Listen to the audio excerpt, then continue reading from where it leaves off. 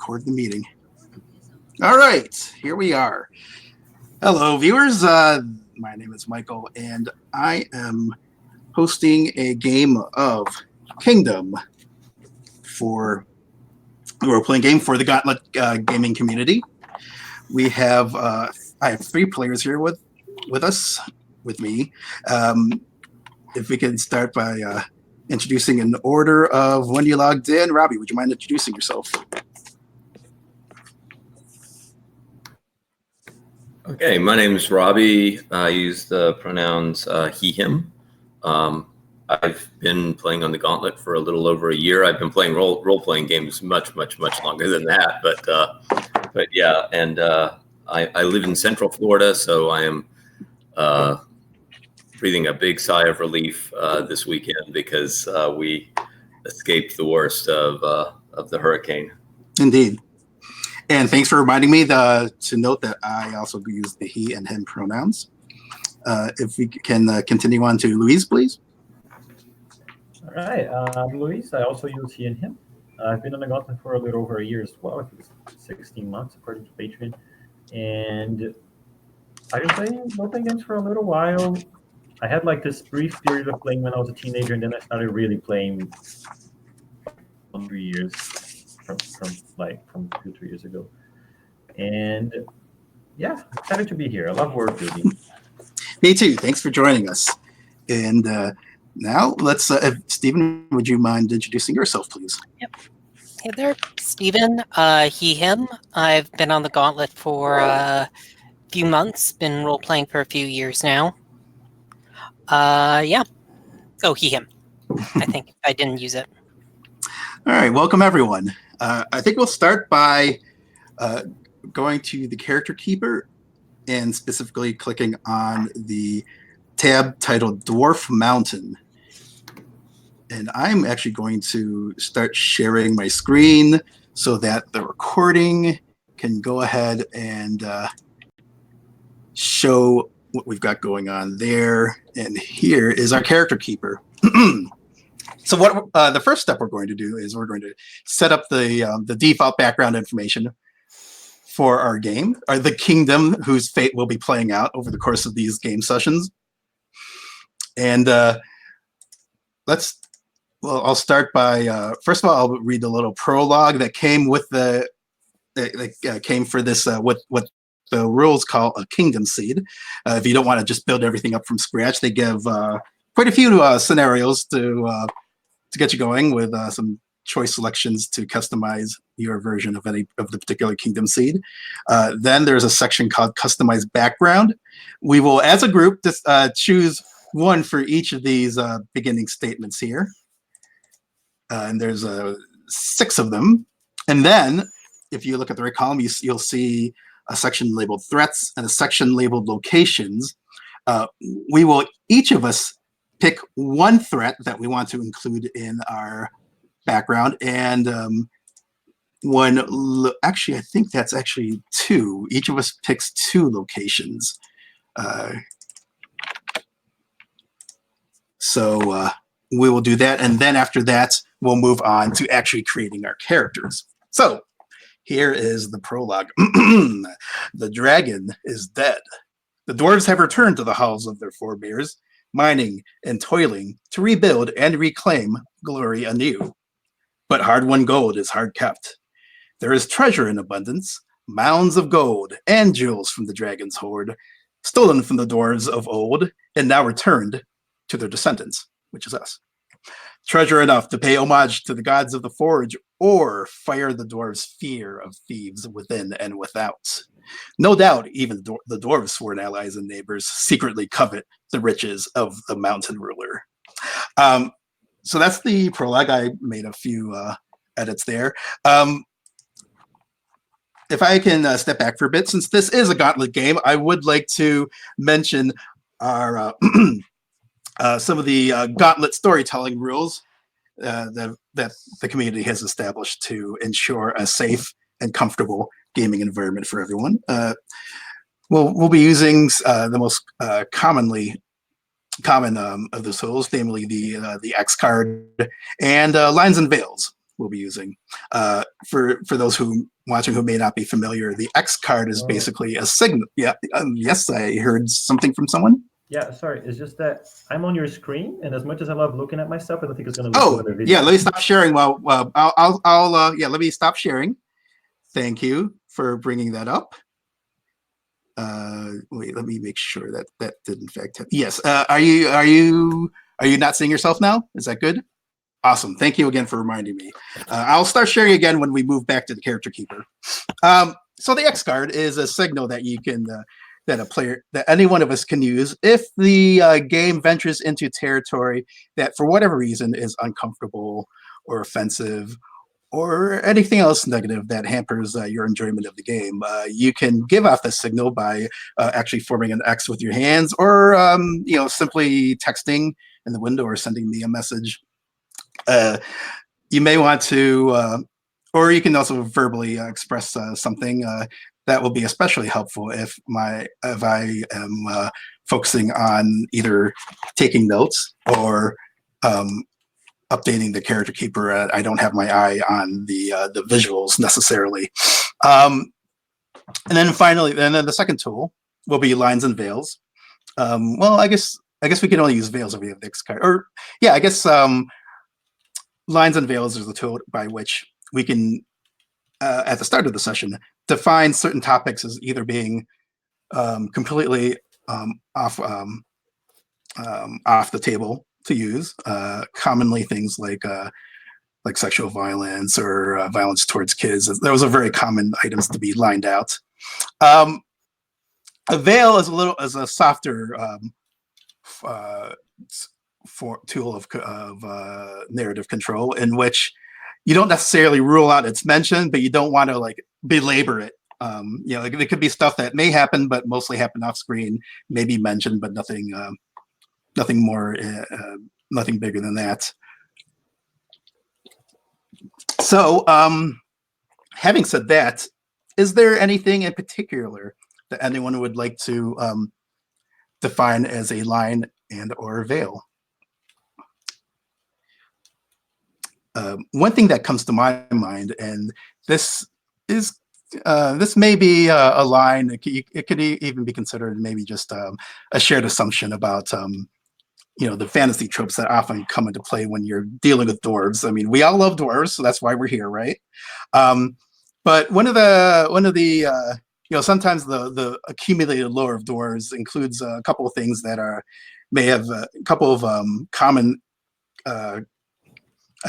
common details attributed to these legends that may come from an uncomfortable or even ugly place.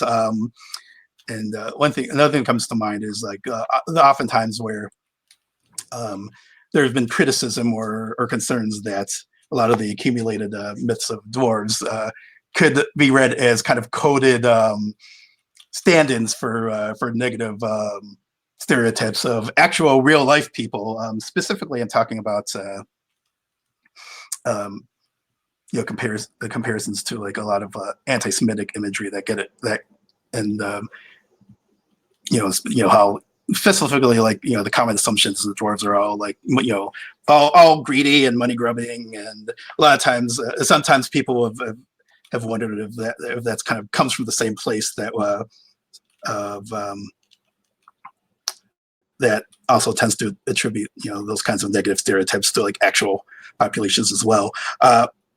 For my money, I have no problems at all if you want to play your character as someone who's kind of obsessed with treasure or whatever. That's totally cool. But I would like to just assume that that's not like a racial trait. Maybe amongst certain groups, but certainly nothing that's like inborn to all dwarves. Does that sound like something that everyone could be cool with and not hamper your sense of enjoyment of the storytelling we're about to embark on? Yep, Yeah, I like it's that. fun. Sweet. So we'll just keep that in mind. And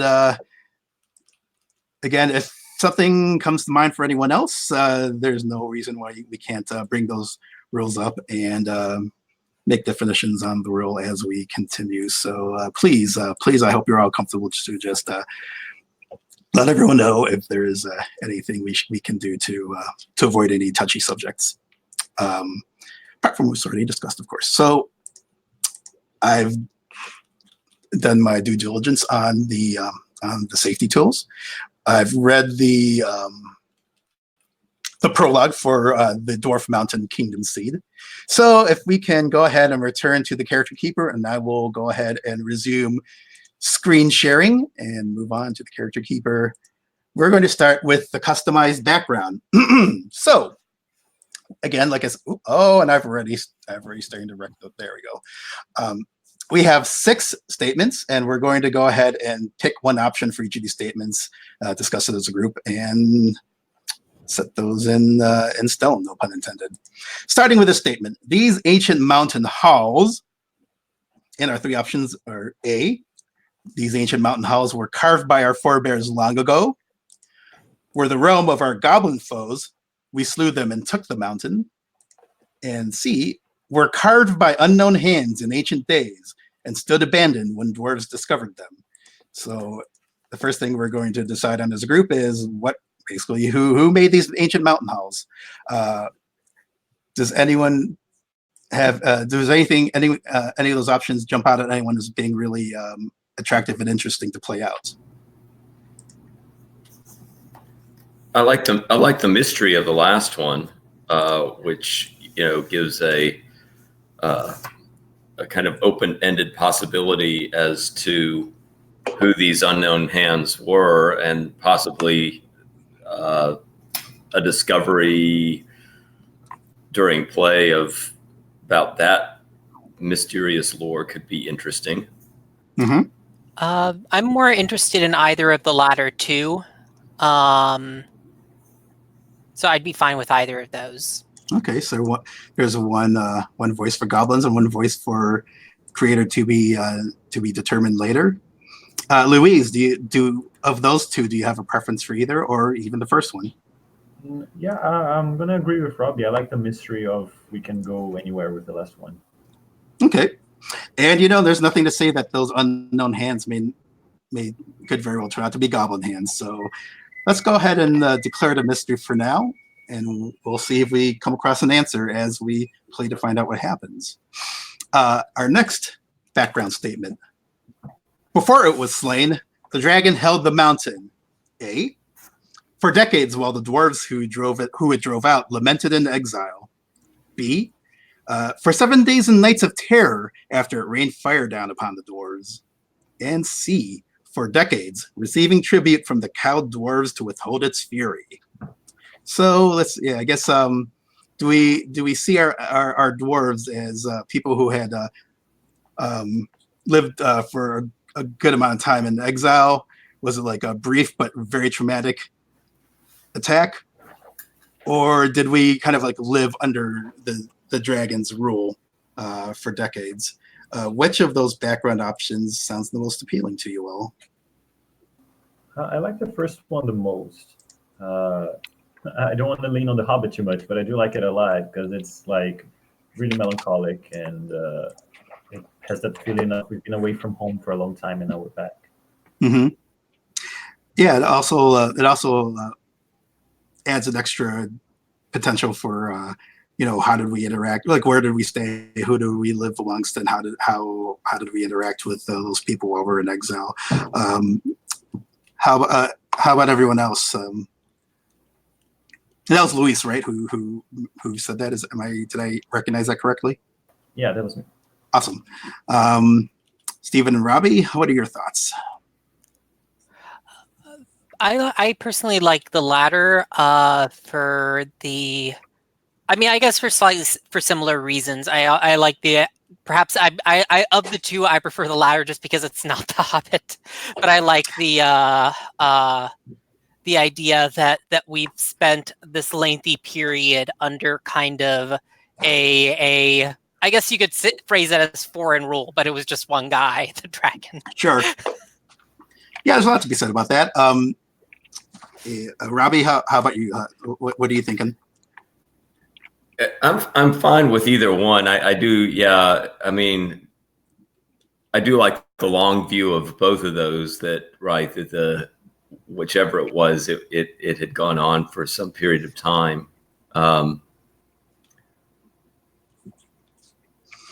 Okay.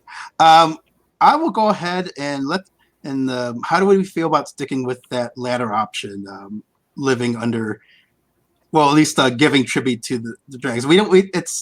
I think there's still some wiggle room to determine whether we were actually under the dragon's rule or was it kind of a laissez-faire dictator where it left us to our own devices as long as we kept the treasure flowing. But it does open up I think that would open up some interesting drama in regards to, like, how the dwarves, who are typically recognized as a very proud people, how they endured under that kind of occupation. So if it's okay with everyone, shall we go with that last option? Yeah, sounds good. Okay.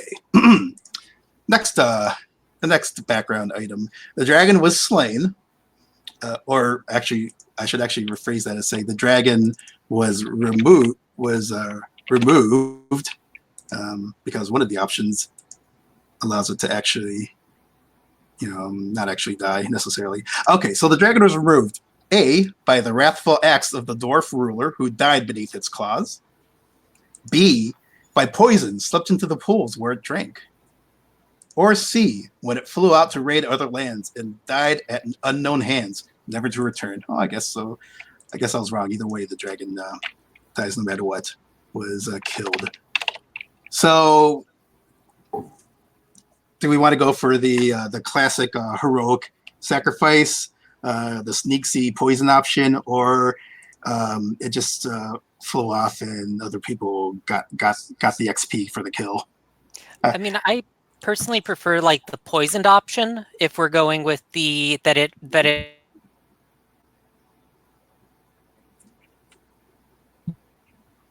really, I feel like the third option is a little bit too open-ended for my taste. Mm-hmm. Like we already have this open-ended who built the keep, but I don't want to add in even more like like named variables, but that's just me.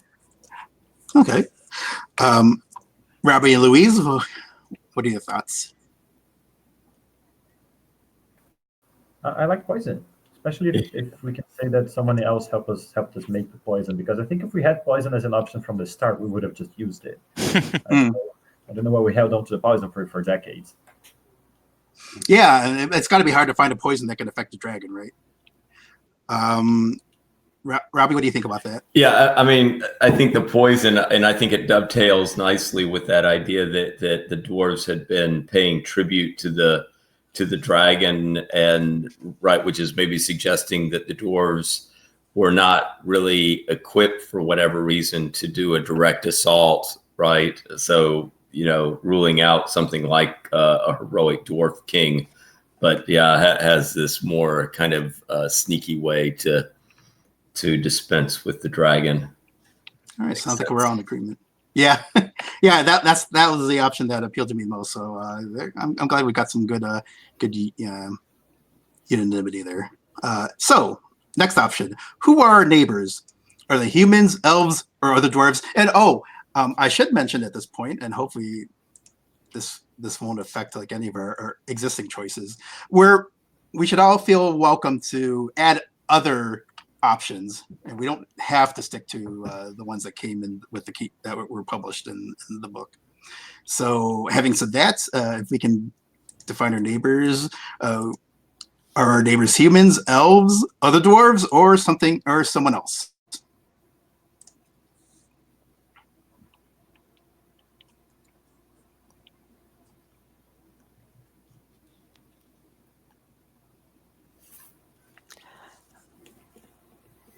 Who do we think would be the most fun to mess around with? I thought halflings, but then I was like, no, I'm not going to go towards the Hobbit again. It's tough to avoid. It's kind of like a black hole. Its pull is ever present.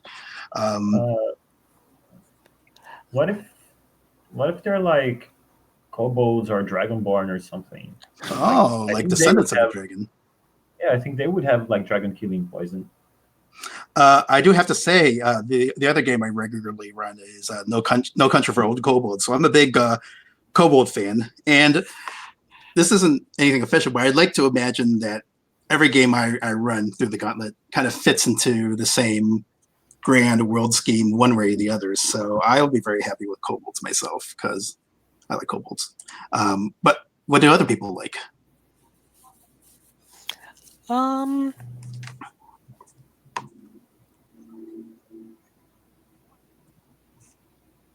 cool with kobolds. Robbie? Well, I played one of your. Yeah, that's right, you did. So I have no problem with kobold neighbors. Kobolds it is. This will be very interesting. So those are our neighbors. Next, finally we get to name our Dwarf Mountain. We're going to pick a dwarven language name, and then also I guess you could say what its name would be in the common language. And again, if none of these appeal, we can just make up something else. So we can name our mountain Gulodin, Isil, Durkandor, or Glostharkad. Glostharkad. Do any of those jump out at anyone?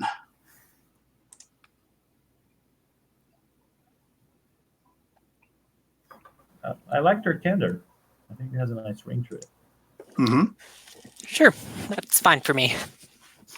Okay, I'm starting to hear consensus with Durkandor. Shall we run with that? That sounds fine. All right. And then what would its common name translation be?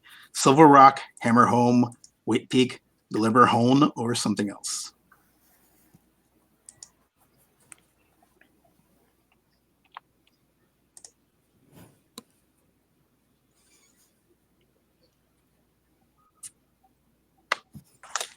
I mean, I just went. If y'all keep quiet, I'm gonna keep going again.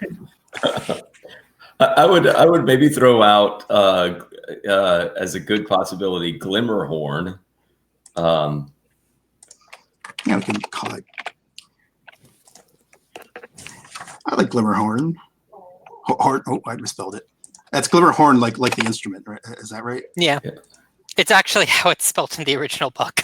Oh, okay. So so I misspelled it. I was wondering, why does the English translation, the common translation, sound like another dwarven word? Well, now I know why. So let's go with Glimmerhorn? Sure, then? that works for All me. right. Durkandor / Glimmerhorn. All right. So that's our customized background.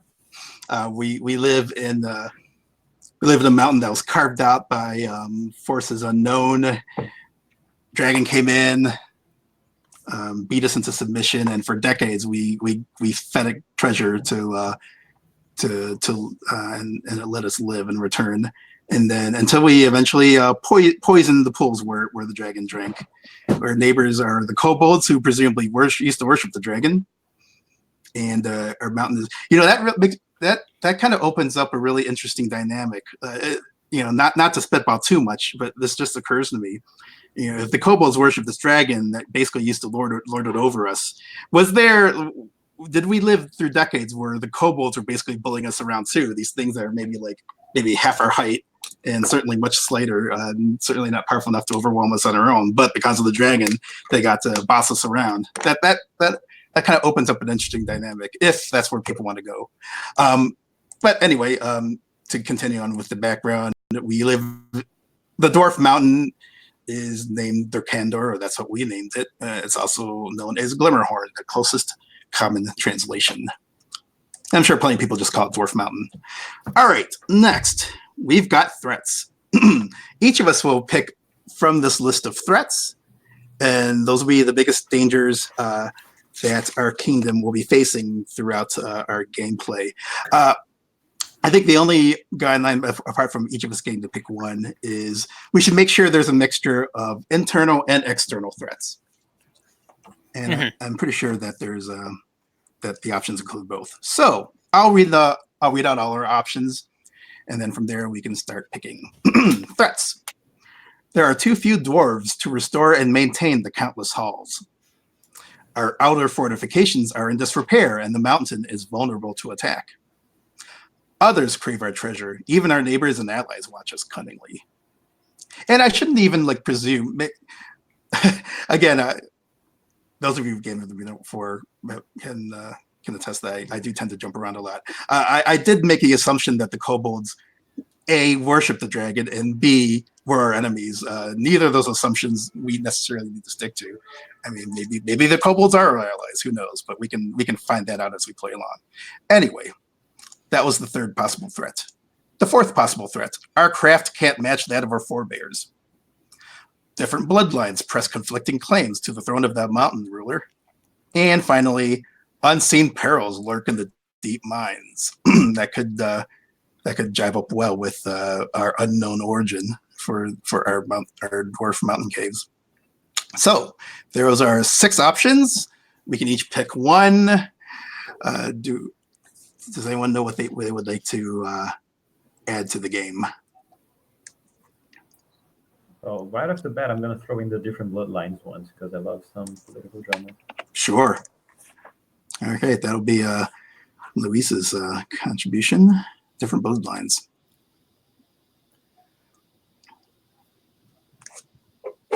I'm thinking about the unseen perils lurk deep in the mines, partly because I think it would be possible for that to be related back to the unknown hands that first carved it, possibly, but we would have to see. But yeah, I like the mystery of the unseen perils in the mines. Sweet. Stephen, do you have any thoughts here? Yeah, I'll go with our craft can't match that of our forebears. Nice. Very, very, very dwarven. Very on theme. So it looks like we've succeeded in getting a mix of internal and external threats. So for the threat I would like to pick, let's see.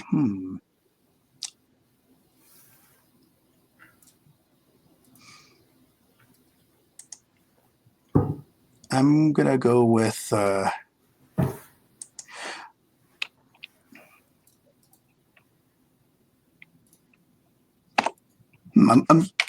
I'm looking at there are too few dwarves who restore and maintain the countless halls. I think that's interesting, but I'm also wondering if it might be a little too abstract. Do people feel that's something that could be juicy enough to play with, or do any of those? Do maybe the other 2 options seem more appealing to people? If you don't mind me asking for advice. I mean, that works for me. It's there. If you look at Crossroads, there are a few good examples of how that could be addressed in play. Like, do we invite foreign dwarves to settle in our lands? Things like that. Yeah, cool. I'll go ahead and pick that threat then. It does make sense too, and I do like the kind of I do like the I guess the trope of dwarves kind of dwindling in number. So our threats: there are too few dwarves to maintain the countless halls. Our craft can't match that of our forebears. Different bloodlines pressing conflicting claims to the throne, and unseen perils lurking in the deep mines. All right. Now, next we've got locations, and each of us can pick 2, which actually means with 4 players, we're basically like picking 1 not to include. But actually, let me get that right. Do we pick? Let me make sure that's correct. That we do pick. Each player describes 2 places in the kingdom where characters are likely to be found and interact. So, but yeah, let's go ahead and I'll go ahead and read these off, and then we can start picking. And you should be basically these are as we play out each scene, we should be encouraged to locate each scene in one of these locations. So basically, just as we go through and as we pick locations, think about what would be the most interesting ones to tell the story from. And as a reminder, eventually you'll also associate locations with characters. These aren't your characters' locations. These are just the places that exist within our kingdom right now. Thank you, Stephen. So yeah, that's basically these will be the most important locations in our kingdom in general. So here's what we have. The throne of the mountain ruler, carved from the living rock in the heart of the kingdom. The hall of the silver mirror, a grand chamber bisected by the channel cut for the eponymous underground river before it cascades out of the mountain. The hammer gate, the main entrance to the forest that looks out on the vale below and the encircling wall. the Bridge of Dukarin, which spans a bottomless chasm dividing the dwarven halls. The Hall of Fire, which glows red with molten ore that is smelted down for the smiths. The Tomb of Harad King, crypt of the first king under the mountain. The Hall of the Unburied, shattered chambers haunted by the spirits of dwarves incinerated by the worm. Many lost friends linger here. The Black Gate, a cavern opening into deep unexplored mines. It is always guarded, presumably by us, but you know. And finally, our last option is the deep pools, a silent cave lake in the roots of the mountain where the water supply is kept. A fine place for lonely contemplation. So let's since we're gonna have multiple options, let's see. How about we go in? I guess alphabetical order, barring anything else. So if we could go with Louise, then myself, then Robbie, and Steven. We can each pick one and then reverse the order for the last four. So basically we'll go Louise, me, Robbie, Steven, Robbie, me, Louise. Does that sound like a good way to do it? Yeah. All right. Sure. So Louise, why don't you pick the first location? All right. Well, you had me at the Black Gate when you said it might not necessarily be guarded by us, so I'm going to pick it. Sure. All right. I'll just put L for Louise. Not that it really matters who picked what, but I'll notate it anyway. For me, I feel like we need the. I like the idea of. Actually, let's go with the deep pools since we have this motif of having poisoned the dragon. I feel like that presumably this. Well, I'll go ahead and define this as being the actual pool that we poisoned to kill the dragon, and I figure it might still be a good place to keep in play. Next would be Robbie. Could I propose a different location? Please do. And in fact, go ahead and pick it since it's your choice. So whatever you want to pick, go for it. What about as a location, the summit of Glimmerhorn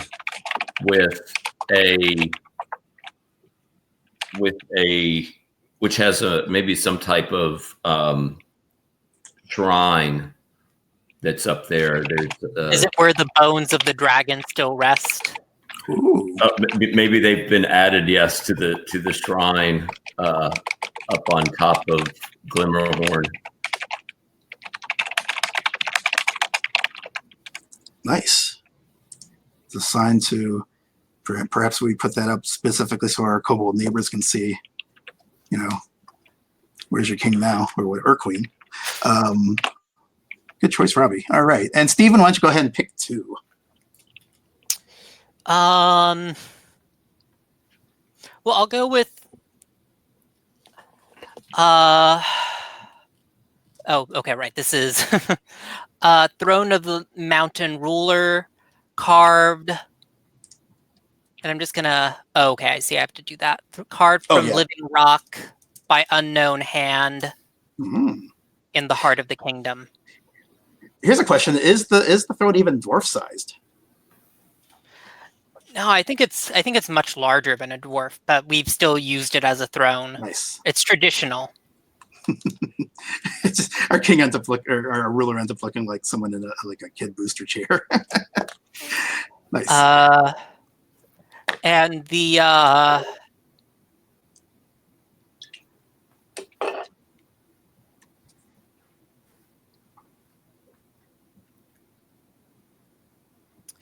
Hall of the Unburied. Excellent. Gotta get those ghosts in there though. We can never really fully escape the dragon, can we? With that in play. Robbie, what would you like your second selected location to be?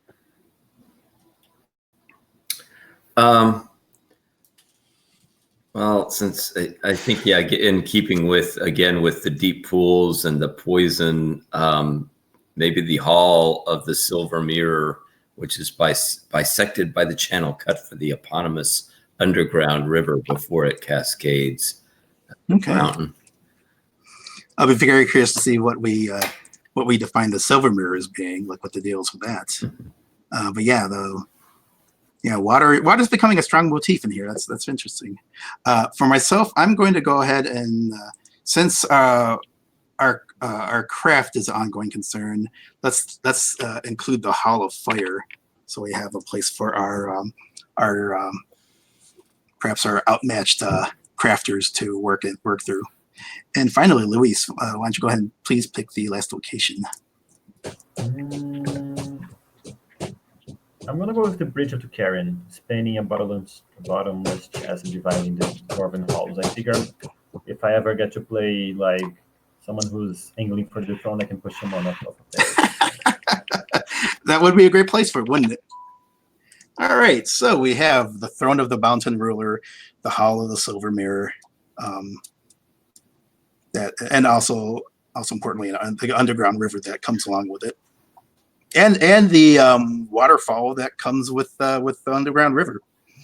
The Bridge of Tucarin with a bottomless chasm, a Hall of Fire with molten ore, the Hall of the Unburied with our friend dead dwarf ghosts, the Black Gate that leads into the unexplored mines and unknown guards, perhaps, the deep pools where the water supply is kept and where the dragon was fallen, and finally the summit of Glimmerhome, where we display the bones of the dragon for all to see.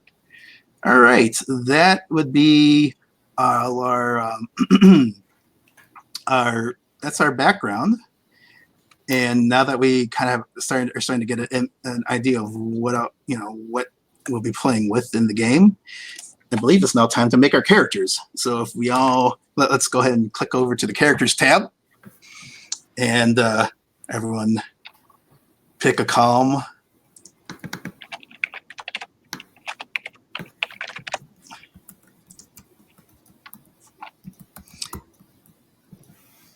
And there are defined, there are a selection of defined character concepts, and of course, we all have the option of making up our own character concept.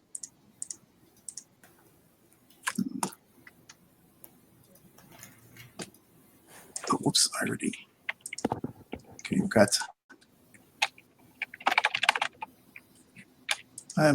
we've got me in blue, Robbie in green, Luis in yellow, and I guess by default, Stephen will be in red. Mm-hmm. So I'll go ahead and read the character concepts. The fiery scion of the dead ruler. Who dares deny the rightful heir to the throne? The reluctant pretender.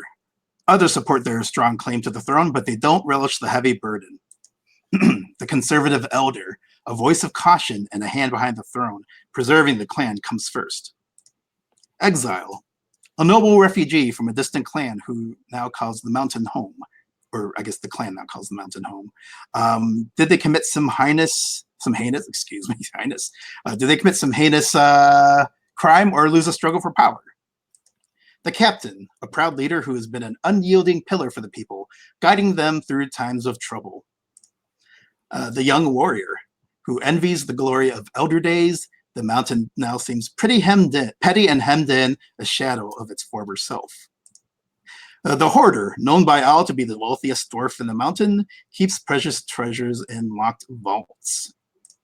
The delver has the roots of the mountain in their bones, knows the secret of the deep caves, but is aware that they don't know everything. And the last of the predefined concepts, the masterful smith, who crafts wonders out of iron, steel, and gold. But do they rival the works of the ancestors? That sounds familiar. Along with those concepts, I've also included a link, underneath the concepts, I've included a link to a handy dandy dwarf name generator. And if you click on the images tab, I took the liberty of pasting in a bunch of some of my favorite dwarf images off Pinterest. Don't have to use them. You can find your own images or not use any images at all, but I just put that in there for inspiration. So having said that, I see Steven's already got got their ooh. I see Steven's got kind of defining their own character, the fiery dead ruler. So Steven, are you playing one of the ghosts then? Yeah, it came to me, and then you said the fiery scion of the dead ruler, and I just eliminated scion. All right. Nice. But yeah, so a thing to remember for the changes that have been made to Kingdom, you can just skip the wish, you can just ignore those wish, fear, and issue boxes entirely. Thanks for reminding me. There were some late updates to the game, and I forgot to read them. So yeah, I better get that open now so I don't forget when we come across. Basically, character creation has just been simplified a lot. The only thing you need to pay attention to are bonds and locations now in character creation. Nice. This isn't a one-shot game, so we don't have to worry about the time passes. We can leave the time passes card in. Power orders. Okay. Oh yeah, power orders doesn't have orders anymore. You should just, if you're power, you should just do stuff. Okay. And then during crossword resolution, oh yeah, that's just a follow-up to that. All right, cool. So let me there we go. I see Louise has taken on the Delver. So it looks like the unknown won't be unknown for long, I'm guessing. And while we're picking who we want to play, I'll go ahead and read the rules for the description for the various attributes that come with the characters. The most important thing is the role, which describes your place in the kingdom, and also the specific type of narrative control you have over the game. There are 3 roles: the power, the perspective, and the touchstone. The power has authority over the kingdom. You decide what the kingdom does and what it doesn't do. The perspective, you understand the kingdom, both its merits and flaws. You can foresee the consequences of the decisions that the kingdom makes. And touchstone, you reflect the desires of the people of the kingdom. Your attitudes show us what the populace wants and how they're reacting to what happens. Now, perspective and touchstone, even though you can foresee consequences, and the touchstone, you kind of like basically define the desires of the people. It doesn't mean your character is directly controlling the people. It just so happens that you're kind of like in tune with the people, where what you feel, they feel, and vice versa. The only person who really has like direct control over like is the power. Does that make sense? I'm not sure if I'm explaining that entirely correctly. Stephen, is there a better way to kind of describe that nuance? Sorry, I was checking the book. What were you asking? Oh, I was just noting how the power is really the only person whose power is literal. Like you give a command and basically people carry out your will. Whereas the perspective, you can control, you define what the consequences are. Yeah, power is really the one that gets to actually make decision and take action in the game. Everyone else, more or less, decides what the consequences of those decisions are. Yeah, but if you're the perspective, it's not like you're the power of fate. You're not. Your character isn't defining it. Your character's kind of like living. It's your avatar. As a player, you're the power of fate. As a character, they're not defining it. Thank you. That's exactly what I should have said. And the same for the touchstone and the touchstone's relation to what the populace feels about stuff. And the power basically, like every time we basically each, I guess you could call it round of the game, you're playing towards a particular crossroad, which we'll be selecting next. And we will all play out a number of scenes, and after a certain number of scenes, we actually have to make a decision about what choice we make as defined by the crossroad, and it all make sense when we get there. But anyway, those are the roles that come with the game. I see. Let's see. Our fiery dead ruler is going to be a perspective, and also another important thing to note: we can duplicate roles. We don't all have to be separate roles. We can't, because there's only 3 roles. And we cannot we don't need to have one of everything, but I think the only rule is we can't all be the same role. Yeah. Any And- role though that isn't filled at the time of that we reach the crossroads being ending, coming to like a culmination, there are going to be consequences for it. Yeah, usually bad consequences, but we'll see that happen if we come to it. Luis the Delver will be playing a touchstone, and we can also change up our roles over gameplay. So you're not necessarily defining your role for the whole for however many sessions you signed up for. So there's that. I see Robbie has selected the exile. So we have a stone seer. If I'm correct, that's another original role concept. Is that correct? Yeah, I just switched it up a little bit. I'm coming up with some lore for it now. Okay, nice. So we have an exile for every dead ruler. And I'm going to go back and consult our threats. Too few dwarves, our craft can't match our forebears, the bloodline conflict, and unseen perils. So I feel like, well, I don't necessarily need to. Well, we've got two. We've got an exile and a fairy dead ruler. I figure that's plenty of grist for a succession-based threat. Given that our craft can't match our forebears, I think I might go ahead and take the Masterful Smith. Although I noticed, we do have a power. I was about to say, I noticed we don't have a power, but we do, which is good. So I'll go ahead and Masterful Smith. Out of curiosity, does the exile hold power here? Like, has he or she been granted some actual power here?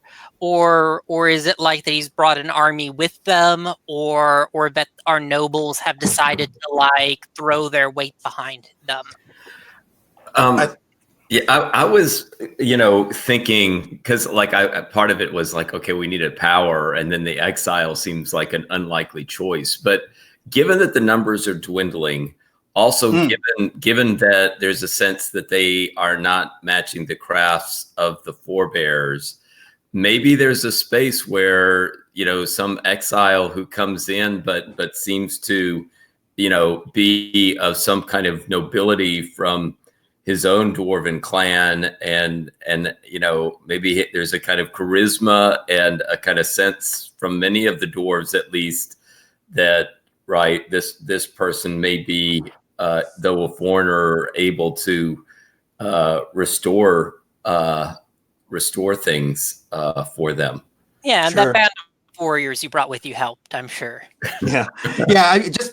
Just by picking the power role, that definitely establishes that you've got a good amount of influence, and at least for now, pretty much the only influence, since I haven't defined my role yet.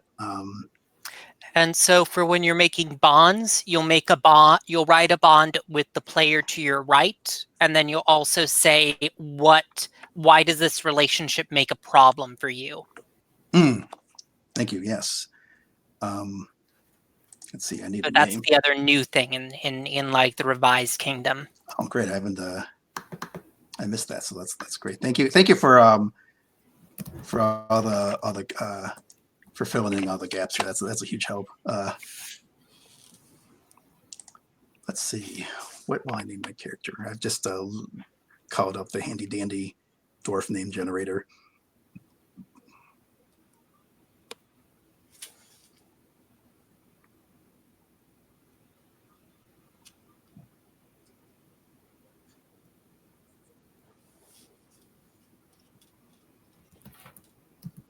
Louise, do you mind being my daughter? No, not at all. Sounds cool. Cool, because I think my relationship is that I want you to seize the throne of the mountain for me. And I'm just like, no, that's not what the ancient ones wanted. Their petty struggles for power mean nothing. I'm a literal ghost. I am the ancient. You died like 2 years ago. These people have been here for ages. what do I want my roll to be? We've got one of each, so anything I add is extra credit at this point.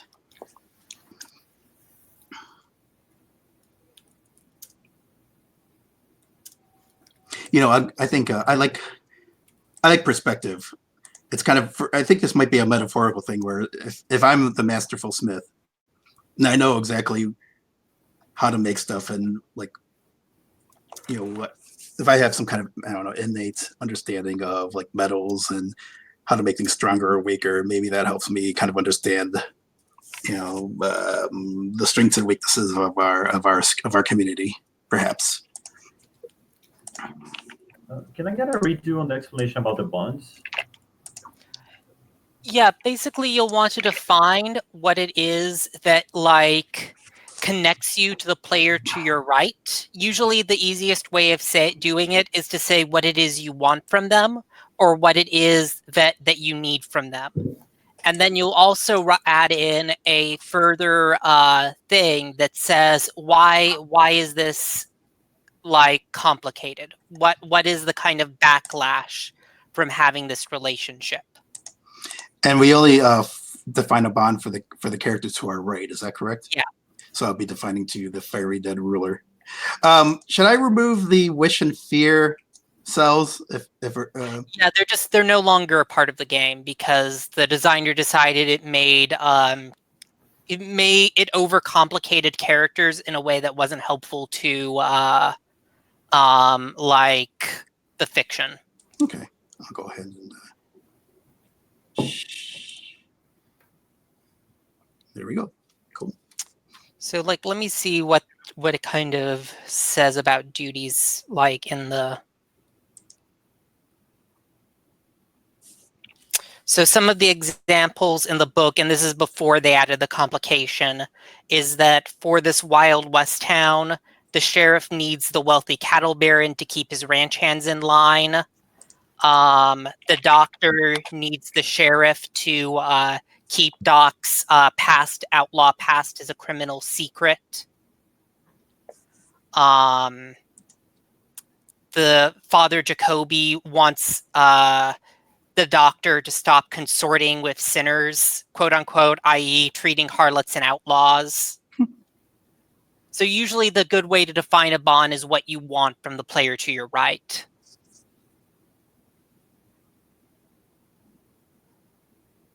So what is Revik's deal again? So I can figure out how I relate to her.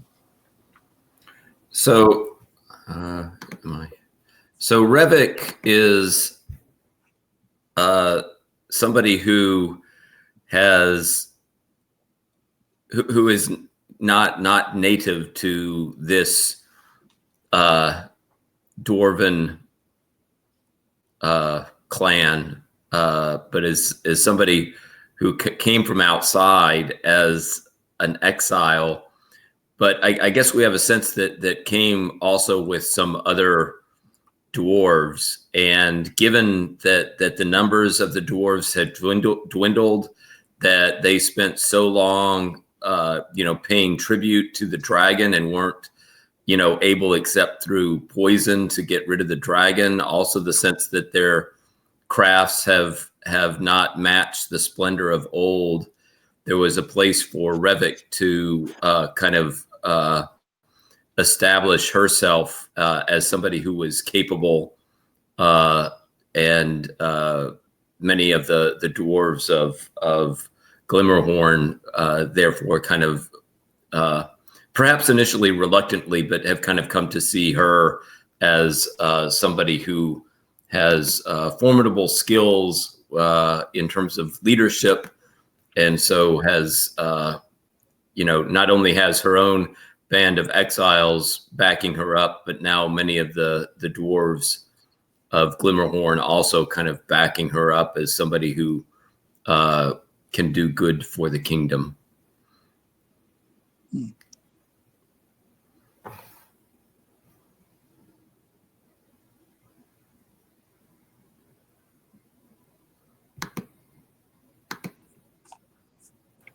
I was wondering, let me know if you think you're okay with this, that Irina Bella could be in love with Revik, but she can't consolidate the relationship because, I mean, if you're like a strong pretender for leader of the people, and you marry the former king's daughter, then it's a whole thing.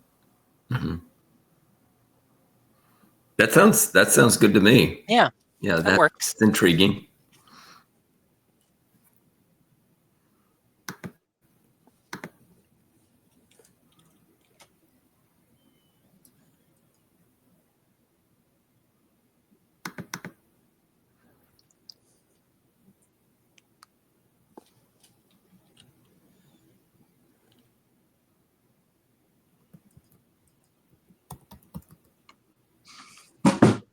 I feel like let's see. I'm feeling like Fermuli, my character, would support bringing in more doors into the area.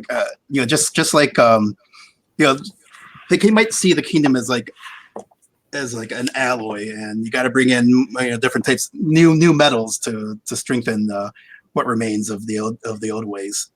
Although I know I'm supposed to, I need to define my relationship with the fiery dead ruler, but it might be like I might have a duty to the old king just because I imagine we'd probably be of the same generation, but perhaps I recognize that his whatever oaths I've sworn to him, that I don't think he's well, here's a question. Does the Dwarf Society as a whole know that the fiery dead ruler's still like around, or is he emerging? Do we know of you because of are you a ghost that haunts that location that has the ghosts? I feel like it's going to be a bit difficult to keep like the dead king is walking around as a burning skeleton a secret for too long. Sure. I'd rather not play it as a secret just because I feel like it will be a little bit onerous. Yeah. I think that I'm thinking this through now. I feel like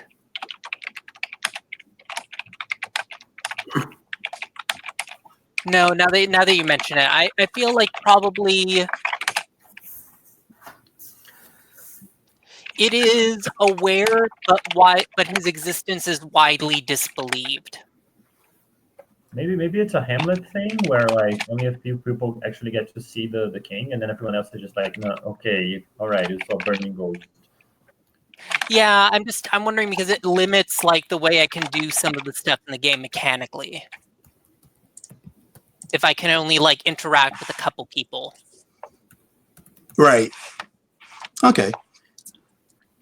So I imagine perhaps like early on in the course of events, knowledge of your return will be big. Also, am I correct in understanding that you're not limiting your presence to the deep pools, or excuse me, the Hall of the Unburied? Yeah, definitely not. No, but yeah, I think I'll agree with that. I'm recently returned at least, so Okay. I think that there are rumors of my return, but it's widely disbelieved. Okay, and I think I'm shaping up.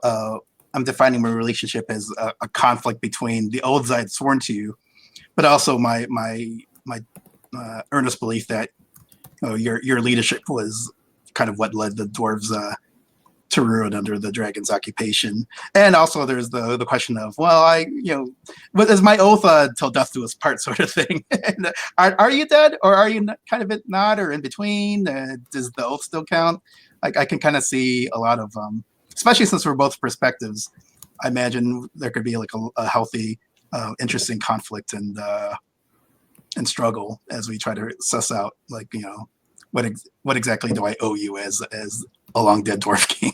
And, Right. and are you a long dead dwarf king, or so you're a long dead dwarf king? Well, I long dead in the sense that like it's been years since my death, and we established that the dragon was occupying the place for decades, right? Got you. Yes. So you're the last king, basically. Yeah. Okay, and we don't. Okay, well, I guess we'll decide. I'll assume we don't currently have a king, except Revik, who's kind of our de facto ruler, being our only power currently. I think we could have, like, since we have the different bloodlines thing, we have like a council of dwarves. Sure. And then Revik just managed to secure a seat there because of all the instability that Robbie talked about. Mm-hmm. I imagine and you'd they've have. just been endlessly debating who's going to become the next dwarf king for like years now. Yeah. Until you swoop in with your, you're the hot new thing, and you've got like your influx of dwarven, I don't know, what would you call it? Associates, I guess. Yeah, and even then they're like, no, we can't give you the title. We're going to call you the regent now, Right. okay? Like you may call the shots, but you're not the king, right? Yeah. So let's see. I've got my issue. Is that a thing that we need to put in? No, the issue is also removed. Oh, okay. I'll go ahead and take out those cells also. And boom. Okay. And maybe I should let me expand. Let's see.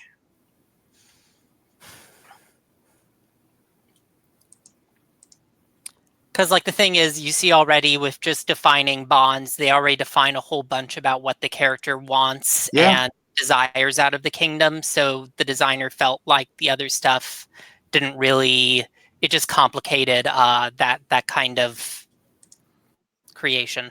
Yeah, totally. So does he have like a set of errata, or if you buy a new book now, does it have all of the changes? Yeah, the errata's on the website. Okay. There's also, if you go back to the file that the character keeper is in, the update for Kingdom has like the summary of the errata. Okay. It's not a lot. It's just like a few things got removed. Mm-hmm.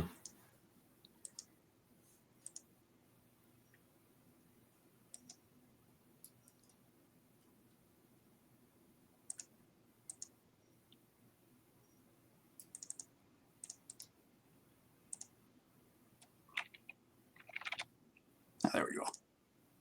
Just trying to resize things so that it's all visible. And then, Michael, I put up a possibility for my relationship with Fermuli. Oh, yes. Let's see. Sure.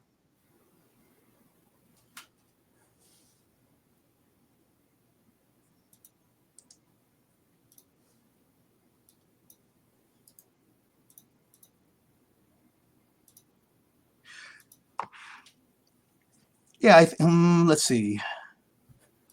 I like what you're looking for Fermuli to do. So basically, the relationship is you basically feel that that Fermuli would be pivotal to bolstering, to kind of like enhancing the strength of the Dwarf Society just by being able to build better weapons. So maybe you've got some crazy ideas, but you can't enact it yourself because you're not the trained master smith that I am.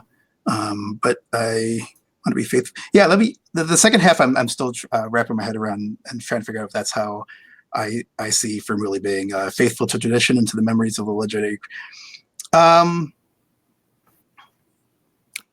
Do you, as a thought, is it that you don't, maybe as another thought, is it that you don't want to craft weapons, but rather like thing or one way or the other?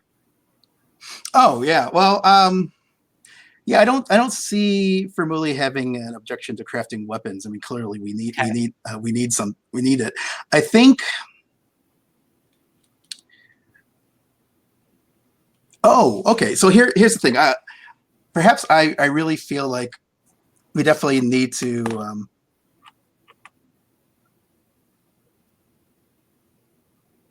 Let's say that I think my character definitely wants to meet or perhaps even surpass the works of the ancestors. Like maybe there's an ambition thing, but how to do that? And here's a question: what if? And we can start this out when we start picking our crossroads. But what if Rivik comes in with the idea that in order to achieve those ambitions, we need to delve into the unknown and maybe find some super awesome new metals or uncover some lost crafting secrets and venture into the dangerous unknown in order to meet that. And I'm like, oh, that's really risky. But does that sound like something that could be a potential? Yes. Yeah. So I'll try to phrase that then. So, but for Muli is, or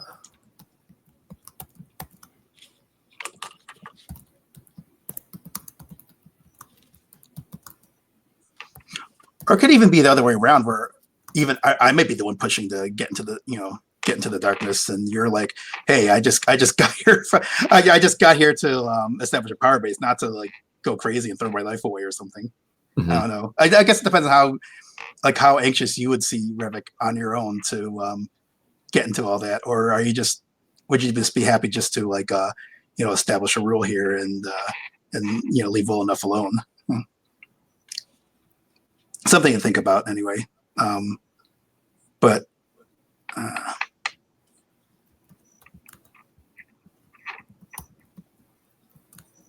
so I think, I kind of see my character as being driven mostly by ambition. Since it is a preoccupation, the idea that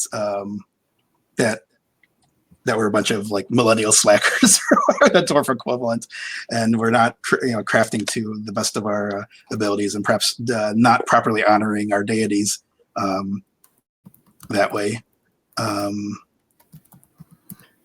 So how does this sound? But Muli is afraid that Revik's ideas would take him into dangerous territory and mysteries that he might not be able to handle safely. I almost might. I'm kind of tempted to go the other way, where right. I don't want to define how your character feels about delving into the unknown, but I think Muli might be all about it. I think that'll be more interesting for my character, especially since we have established that we'll definitely have to deal with unseen perils. So I think that might be a good way to try to like connect those two threats together. And however Rivik feels about that is how Rivik feels about that, I suppose. But I think Muli would be pressing to the extent that he does interact with you, I think he'd be encouraging you to be willing to pursue that. And maybe you just want better weapons, and you might be trepidatious, about risking that kind of danger. But I'll leave that up to you to figure out how you feel about that. But I think Muli would definitely be more likely than not to be into, kind of almost like a mad scientist or mad engine, I guess, mm-hmm. mad engineer sort of thing. And again, I've someone who may also feel beholden to the fiery dead ruler. Do we refer to you as the fiery dead ruler? I think that'd be kind of funny. But do you have I thought I gave myself a character name, or I guess no, I didn't take. Odd. Oh, whoops.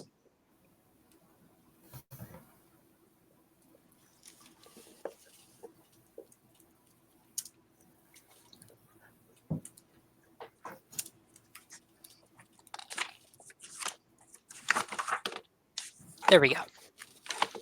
All right, Gilded Magnathane. Nice.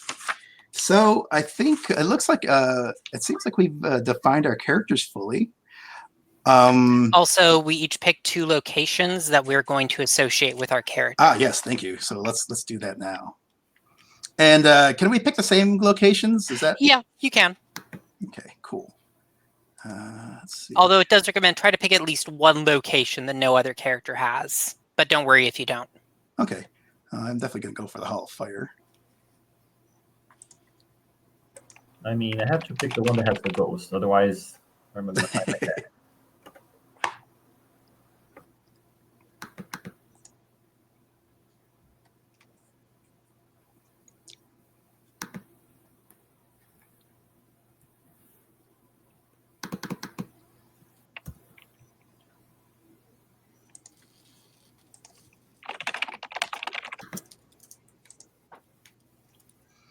I'm thinking after we pick our locations, we could pick our first crossroad and then take a bio break. Does that sound like a good plan? Yeah.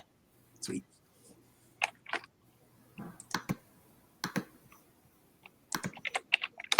I'm excited. I'm looking forward to playing this.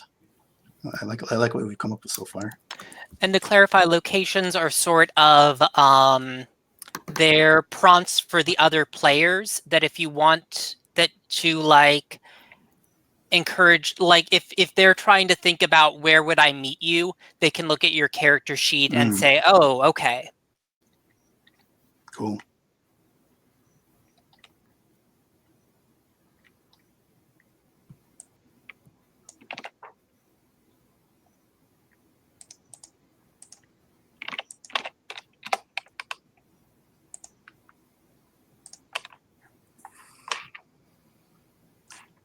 So it looks like, okay, I start getting used to pronouncing these names. Urimi Bella, do I have that right? Sorry, I was in another tab. I honestly don't know. I just copied from the Dwarven name generator. I have no idea. Yeah, I did the same thing. Remy Bella, yeah. But I probably want to go for a nickname because that name is huge. It is. We can call you Bella or Remy. I like Bella. Bella has a nice ring to it. It was your mother's, you disgrace her. I love that. Kids these days. It has too many syllables. So Bella has the Hall of the Unburied and the Black Gate. Oh, another two people who like hanging at the Black Gate. Revek, of course, has picked the Throne of the Mountain Ruler and the Deep Pools. And then the Hall of the Unburied and a place to be named for Gilded Magmathane. Yeah, and I'm just looking at the others.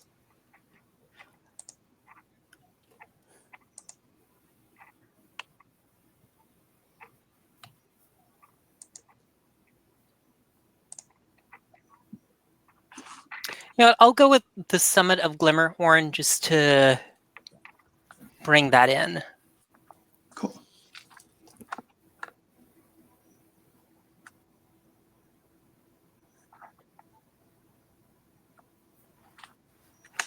It's probably I kind of envision that being the place that we kind of scope out to see what's going on in our neck of the woods.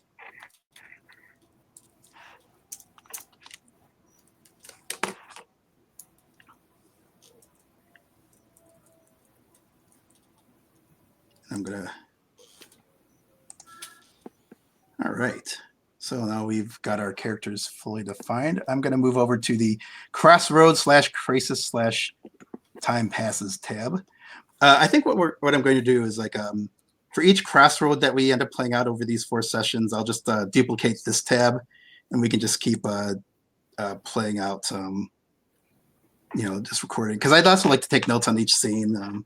I'll have to figure out what the best. I might reformat this like after tonight's session to, or just kind of ad hoc, just enter stuff in enter in notes for each scene we're playing, and then. But in any event, do we lose? Nope, we're all here. Okay, cool. So so over at the Crossroads Crisis Time tab, I've listed the 5 crossroads that are listed with the Kingdom Seed, and once again, we can name a different crossroad. I think now, Stephen, am I remembering correctly that whoever plays first picks the crossroad?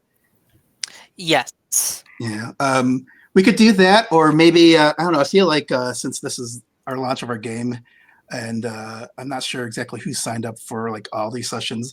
Do you think it'll be? Do you foresee any problems with just us picking as a group the first crossroads? No, I don't think so. Okay. Because if we stuck with that particular rule, we'd have to figure out like who wants to go first. But anyway, here are the crossroads here are the predefined crossroads, and then we can figure out what we want to do after that. And each crossroad will be phrased as a yes/no question to kind of direct our gameplay, so that there's no to limit the any possible ambiguity about where's this all going. So crossroad 1: yield the precious jewel Oglamir to the elves. And this presumes that elf emissaries have come to the mountain demanding the jewel's return. The elves will claim that they gave the jewel to the dwarves to put in the necklace just before the dragon attacked. Presumably, they didn't receive the receipts, or else there would be a question. Second crossroad. Do we take the fell axe of Harad from its resting place on the breast of the dead king so that a dwarf leader can bear it to glory? Another dead dwarf king. Can't have too many of those. Crossroads 3. Do we invite our cousins from the Black Hills to come live here and swell our numbers? Number 4. Do we give treasure to our allies, the humans of the neighboring Lawson Dales, so that they may rebuild their struggling realm? I guess if we feel like kobolds could be our allies, we could replace that, or not. And finally, do we send a strong expedition to reclaim the lower mines from the evils there? And again, if anyone has any other ideas for what our first crossroad can be, this will be the time to share them. I would love to tinker with the one that you mentioned, the humans being the allies. I think the kobolds could be our allies because they could have been the ones that gave us the poison because they could manufacture a poison that kills dragons. Oh, wow. They could have like a civil war thing going on where part of them didn't want to worship the dragon anymore. Mm-hmm. The separatists gave us the poison and now they're in shambles, their kingdom. Because maybe there may have been some loyalists who were not happy with that. Yeah, I think that's pretty cool. What do other people think? So just to make sure I understand, would the idea be that the allies are the kobolds? Is that the idea? Yeah, like part of the kobolds splintered from the main, like they had like, I'm getting too far on the lore, but I think that they had like this ruling class kobolds that worshiped the dragon and had like a nice time for it, while the other kobolds just toiled and suffered. And then the lower class kobolds like gave us the poison to kill the dragon, and then caused the whole revolution, and now they're struggling. I mean, maybe to even like push towards one of our threats a little bit further, maybe allow our kobold allies to live and work in the mines alongside us. Yeah, we could combine, and maybe we combine the cousins from the Black Hills and the treasure to our allies and make it the kobolds sort of thing. Yeah. I like that. Hey, all right. So for Crossroads, I will enter in. Do we invite our kobold allies to live in the mountain and give refuge from their kobold civil war? Does that sound like a good way to phrase the crossroad? Yeah. Mm-hmm. All right, and I'll go ahead and remove these two. Let's see, delete, so I'll shift up. Yeah, and then we'll save those as possible crossroads later. And let's work on that. There we go. All right. So we have a crossroads. We've got a first crossroad, and I think now would be a good time to take a shall we say a 10-minute break, and then we'll start playing, and we'll basically just explain the rules as we go along from scene to scene. Does that sound like a good approach? Okay. As I turn off sharing. All right. So we'll be back. It's 8:30 Eastern Standard Time. We'll meet at X 40 o'clock. Does that sound good? Okay. Yep. Awesome. I'll see you in 10. All right. Bye. Let's see. Share YouTube video.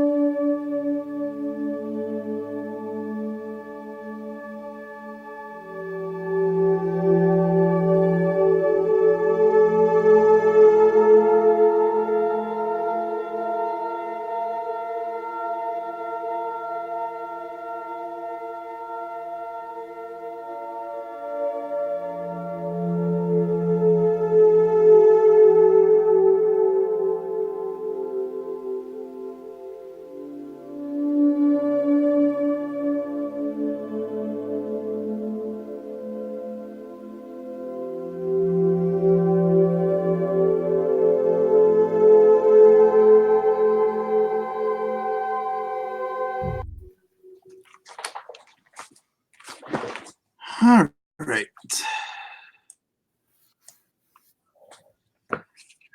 see, do we have, doesn't look like we have, excuse me, doesn't look like we have Louise back yet. I'm going to get us some water. I'll be right back.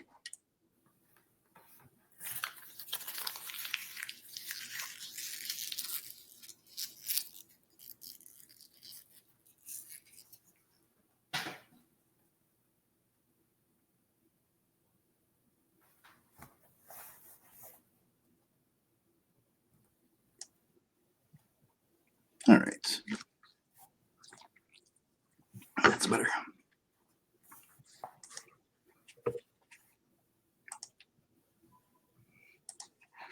see, how do we do? Is there any, let's see if there's any particular, what the rules for who goes first. I guess we just choose.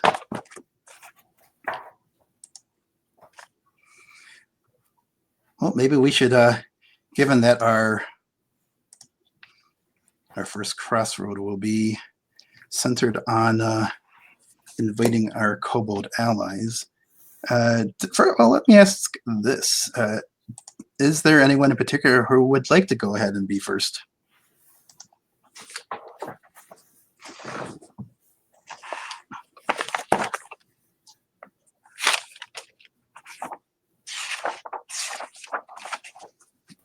I mean, if no one's I won't pass up on the opportunity to do some stuff with the kobolds. I'm sorry, what was that, Louise? I said that if no one wants to go first, I won't pass up on the opportunity to do something with the kobolds. Oh, right. Yeah, so I think this might be the point where maybe we just start.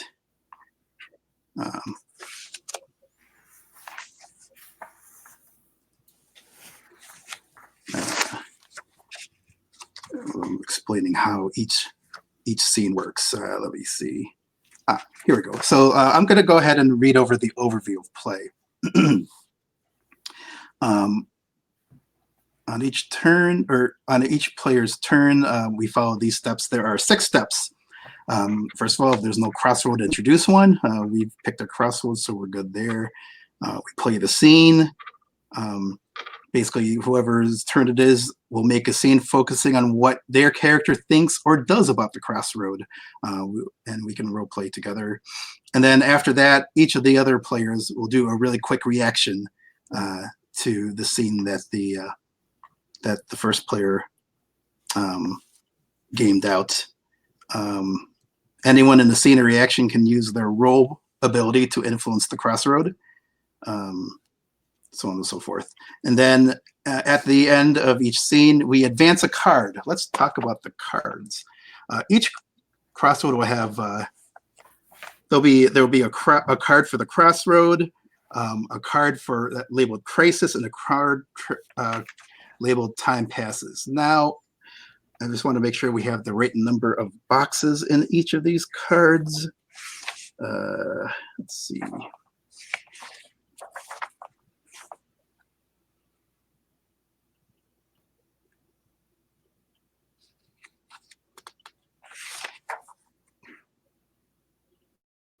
Here we are. So the crossroad will have a number of boxes equal to 1 greater than the number of players. We've got 5 boxes, so that's good.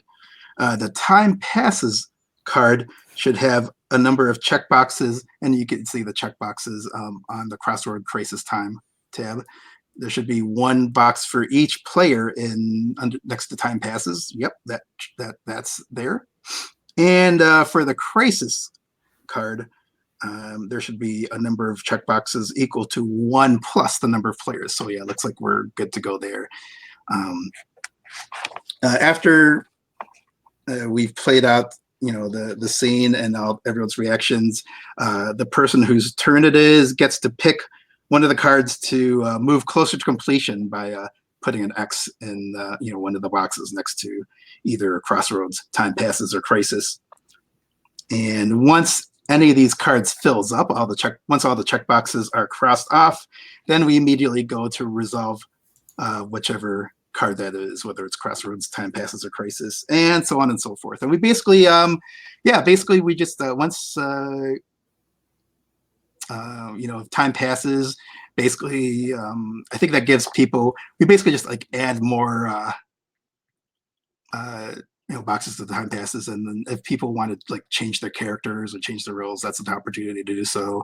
If crisis gets filled up, well, bad stuff happens, and there are rules to determine exactly how bad the stuff is. And once the crossroads boxes are all checked off, we resolve the crossroad.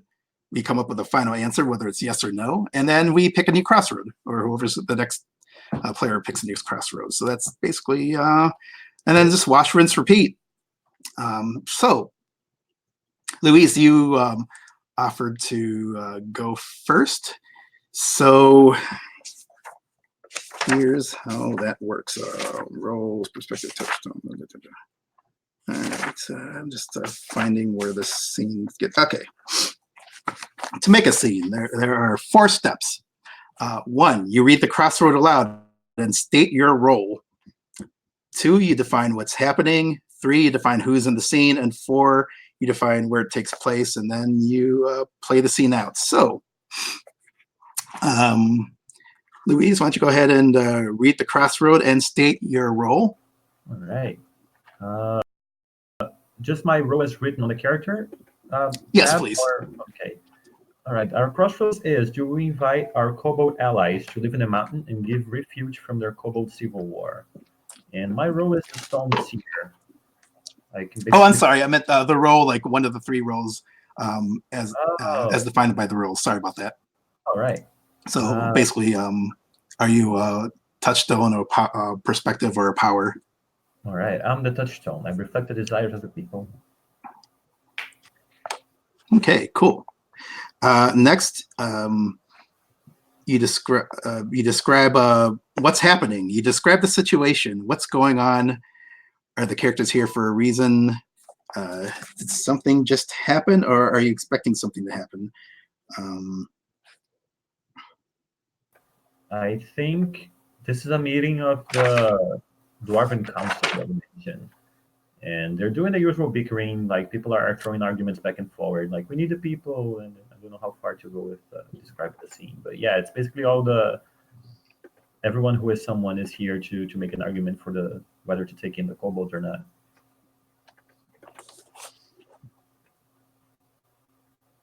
Yeah.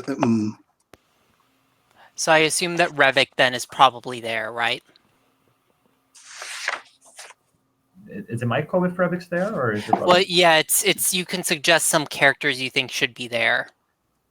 Oh, yeah. It's a bit like if you've ever played Microscope, it's similar to that, where you suggest what characters are there in the scene.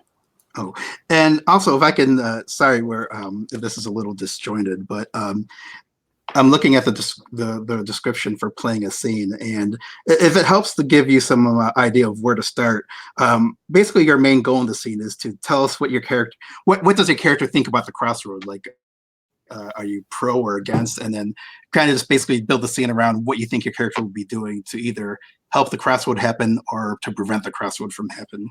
That might be a good way to kind of envision how the scene might look. Yeah, other players can ask to participate in the scene, but you have final say over if they're in the scene or not. So you get to decide who's in the scene, Louise. All right. Well, I think it makes sense for any of the characters to be there, honestly. So it's pretty much whether anyone wants to be there or not.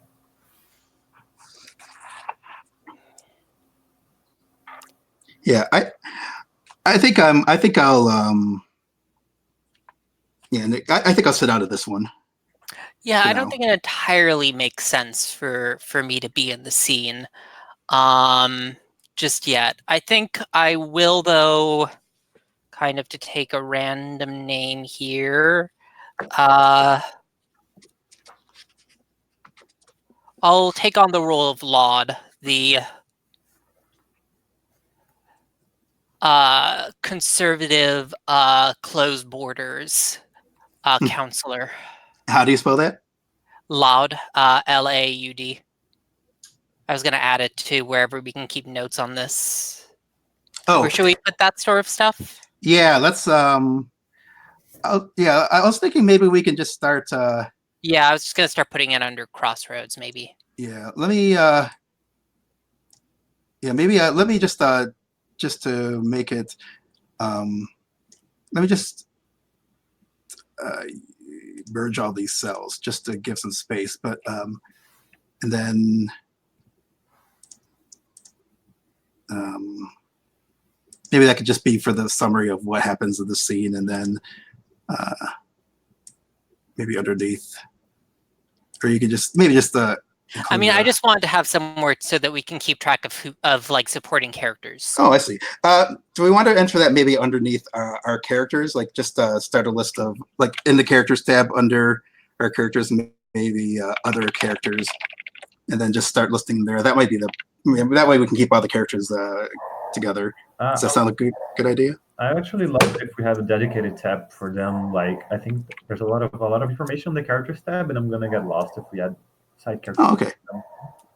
Let's see. I'll put it there for now, though. Yeah. Okay. Okay, I just added a sheet 7. I'll go ahead and rename that to other characters or NPCs. NPCs. And yes, do you see the tab for NPCs?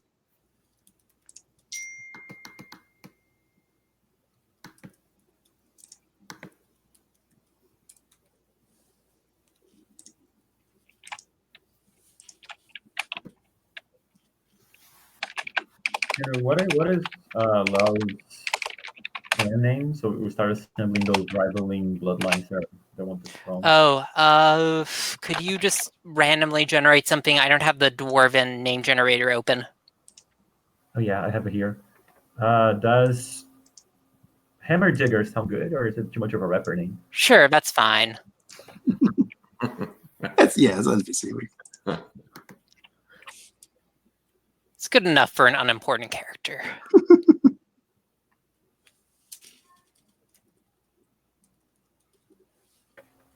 Hey, okay, so Fermoli isn't there, and neither is the Gildan Gun, but not forgotten. And what about Revik?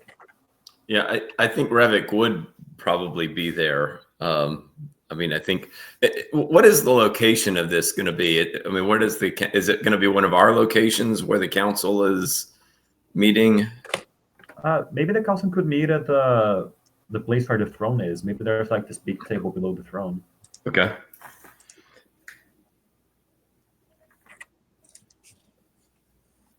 That makes sense. Mm-hmm. It keeps everybody on message. If you look to the side and the throne is there, and you think, "Boy, do I want to sit there?"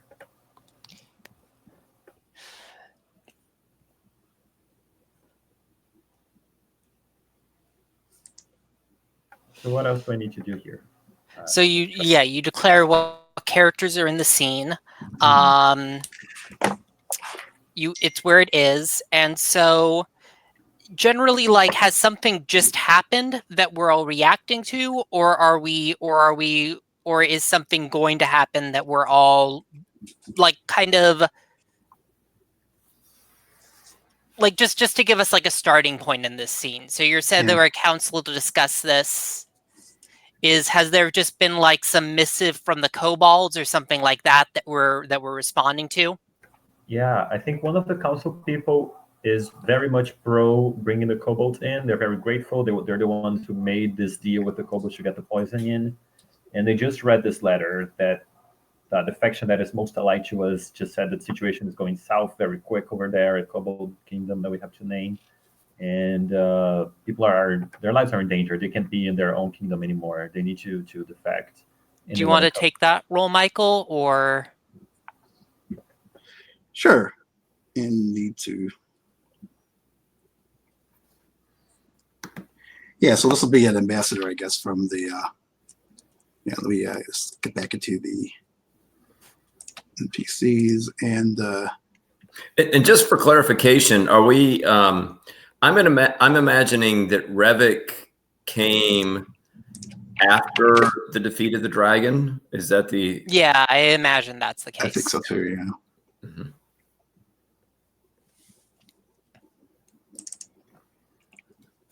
I'm actually digging into the old character keeper for my first run of No Country for Old Kobolds, just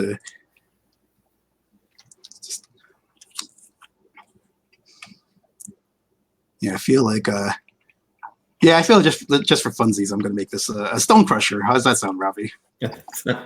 Sounds familiar. Yeah.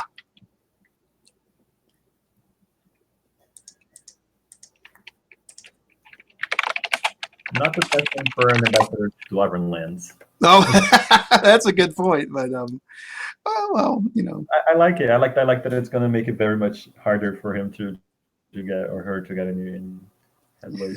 Yeah. This will be Zav Stone Crusher. Will be her name.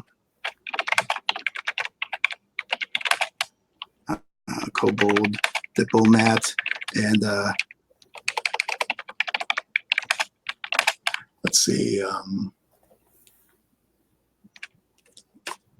These are going to be the partisans who were not dragon worshippers. So let's we'll call them the free scalers. The free scale free scale coalition. Kobold, kobolds who don't worship dragons. Yeah, Zav Stone Crusher. So in this scene, since this is Luis's scenes, it really should focus on, first of all, whether Bella supports the kobolds or does not support the kobolds, and also, yeah, you should really define what she feels about the crossroad, and if you're for it, you should do something concrete to help it out. If you're against it, you should do something concrete to oppose it, and then that should basically be the scene. And then each of us will get a really quick reaction. So we can role play this as much. Reactions are optional. You are not like required to do a reaction. Oh, great, thank you. Yes, why don't you go ahead, Luis, and kind of like set the scene and tell us what Bella is doing in it. Just one quick thing, because I'm reading the NPC stat before switching to the crossroads. It says kobolds who worship dragons. Is it kobolds who don't worship dragons? Oh, look at that! I totally my fingers were totally against what I was thinking. Who don't? Thank you for spotting that. Are you gonna... I'm a sympathizer. Thank you for spotting that. So since, if I'm reading the rules correctly, whatever Bella feels is how everyone feels, like the general population, is that right? Because you're the what's your role again? Yeah, you're the only touchstone, so the general population all agrees with you. Yep. It doesn't mean that everyone in the population agrees with you, but you have like at least the majority of people. All right. So as much as it breaks my heart because I love kobolds, I'll say that Bella is against it. Because and do I do her speech to the Dwarven Council, or do I just describe what happened? I would leave this up to whoever. You're welcome to role play it out. I personally, and I developed this from my all the fiasco play I've done. I prefer more of like a narratives thing where I just say what happened and not necessarily like game it out unless like some interesting detail comes to mind. But everyone's welcome to handle that in their own way. So just do whatever is most comfortable for you. If you just want to just say what you do and leave it at that, that's totally cool.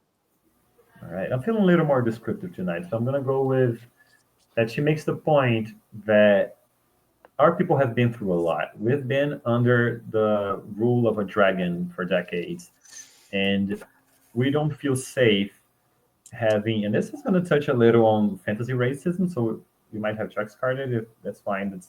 They don't want you to see someone who looks like a dragon roaming the halls. They don't want to have dragon people living among us just like so soon after we were freed from their tyranny. Yeah. Oh yeah. If we could... Bravo! And I very loudly, much louder than I need to. Yeah, just to step back a bit since you raised the potential for X card situations.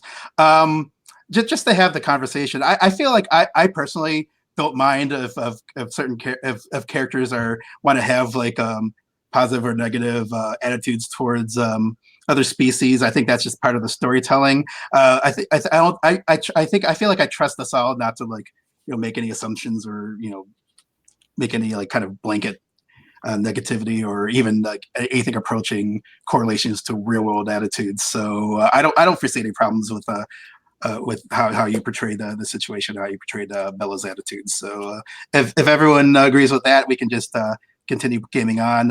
If otherwise, just let us know and we can adjust accordingly. But I think you're okay. I thought you're just fine, Louise, at least. Having said that, we got some boisterous support from Loud. Yeah, and he's kind of clearly has drunk too much ale, and he's just kind of slurs out, I say, what, how do we know that you're people? And he kind of really like sneers that word. Mm-hmm. Are not simply planning on stealing out our rightful lands from under us, as your little whatever you call the dragon had done. Oh, sorry. It sounded like Bella's about to say something. Just like, I think Bella's a little bothered by Loud because she's not that far on the prejudice scale. She just He grins and smiles at you, but well put, well put. I think she just says like that people need time to heal. It doesn't mean that the kobolds are treacherous or anything like that. We're more than welcome, and she puts this forward to like lend them treasure, combining that other crossroads we had, and help them like seize control on the civil war so that the good kobolds turn out on top.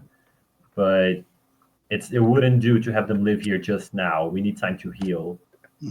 I think Loud would at this point not Loud, Zav at this point would start by diplomatically stressing that if they had wanted command of the sole command of these halls, they would have simply offered a whisper into the ear of the worm rather than offer the poison that you use to rid yourselves of it. And I think she would also try to feel out how. Again, I don't want to necessarily. I want to take caution not to swerve this too far from Bella's focus because this is Bella's scene. But she would also try to get a sense of how Revik feels, and maybe she like as she makes her case, she may be kind of like observing Revik to see if he shows any signs of support, or she'll basically be trying to read him and figure out if he may be a potential source of support within the Dwarf Council. But that's what she offers. The fact that I think the last thing she may offer is like drop some hint that she's aware that basically that you've got more hallway than you know what to do with. Whether it's a matter of the fact that you haven't even mapped out like the entirety of the hallway or so she's heard rumor of, and therefore if there's too much for you to even keep track of, surely there wouldn't be any risk in sparing some refuge for my people, and again we'd also be very happy to provide support and collective defense and collective exploration and a share of whatever, and of course a generous share of whatever we may uncover in whatever halls we take up with generous hosts, if hosts you would be. And I think that's what Zav's response would be. Yeah, and Revik, I think Revik has been, during much of the debate, has been observing rather than participating. But I think when Zav kind of re-enters the discussion, Revik will stand and Revik will say, I think this kobold is putting up a brave appearance. My sense, though, is that this request from Zav is a request that comes really out of a really deep need. Kobolds would not ask for such a thing if the need was not becoming increasingly desperate for them. And I, of course, was not here when the dragon held, the dwarves under its claws. But I do know enough to know that the kobold faction that Zov represents were instrumental in allowing the dwarves to throw off the tyranny of the dragon. I think it would be perhaps a little short-sighted and I don't know, insensitive to not take this request seriously.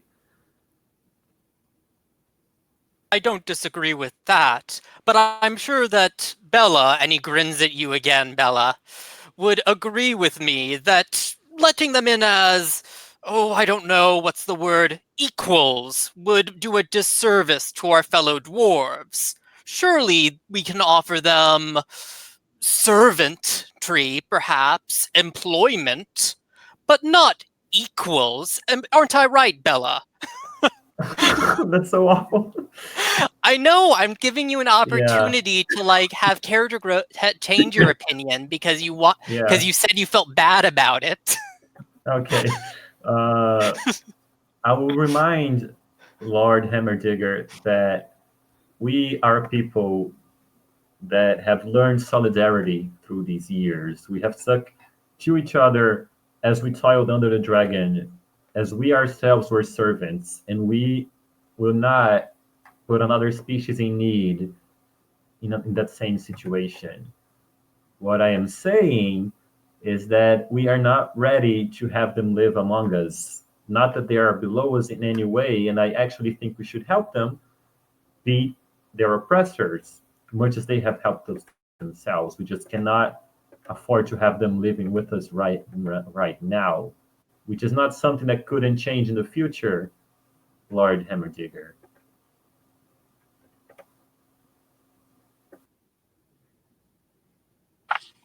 It's an interesting kind of proposal, helping them there rather than bringing them here, sort of thing. So at this point,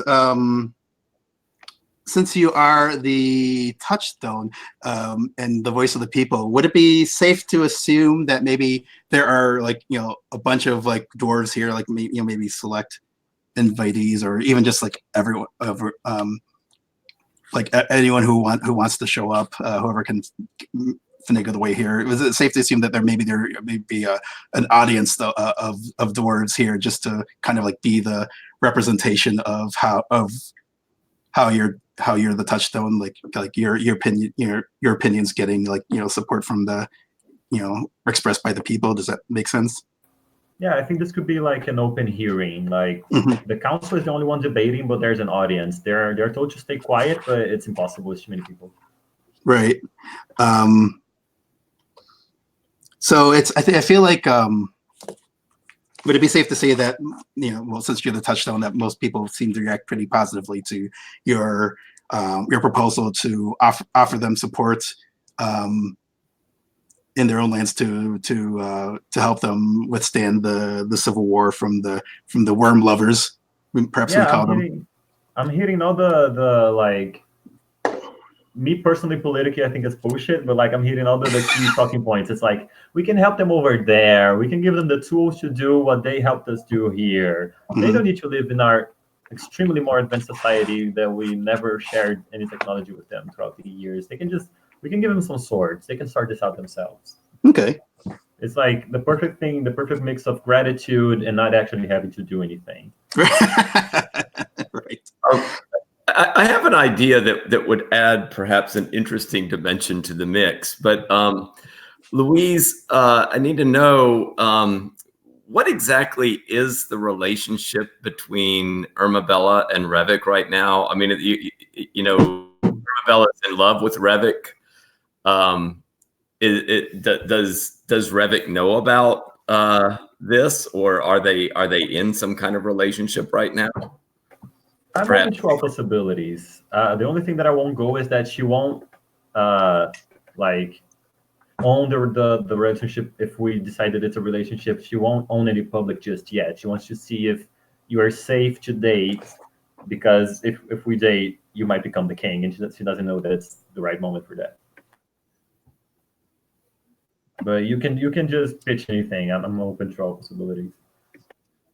I mean, I'm wondering about some type of secretive relationship that they have. But right now, do what? I love me a secret. I just love secrets. That's the main attraction of this relationship to her. Forbidden love. I mean, tale as old as time. Do we feel like does anyone want to add anything to the scene, or do we want to have Louisa draw a conclusion? Well, I think the one thing I might add to the scene is I could imagine maybe during a recess of the council, Revik would go to Irmabella when the two of them could be alone, and would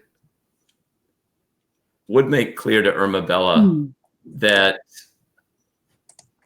right, I too was an outsider, and I've received help from the dwarves of Glimmerhorn. It surprises me that you would not be a little bit more sympathetic to this other outside group, which seems to be in some type of desperate need.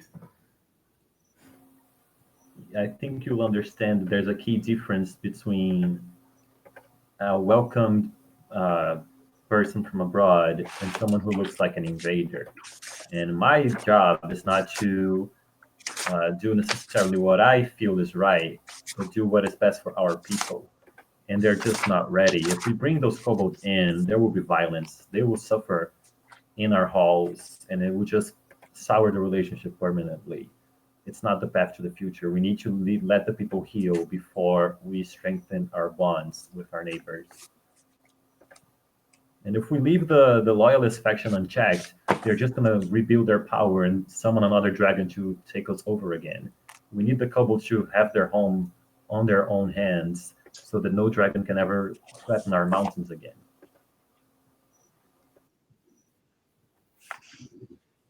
Okay, sounds like Bella is standing firm even after the plea of Revik, who feels some amount of commonality with the kobolds, understandably.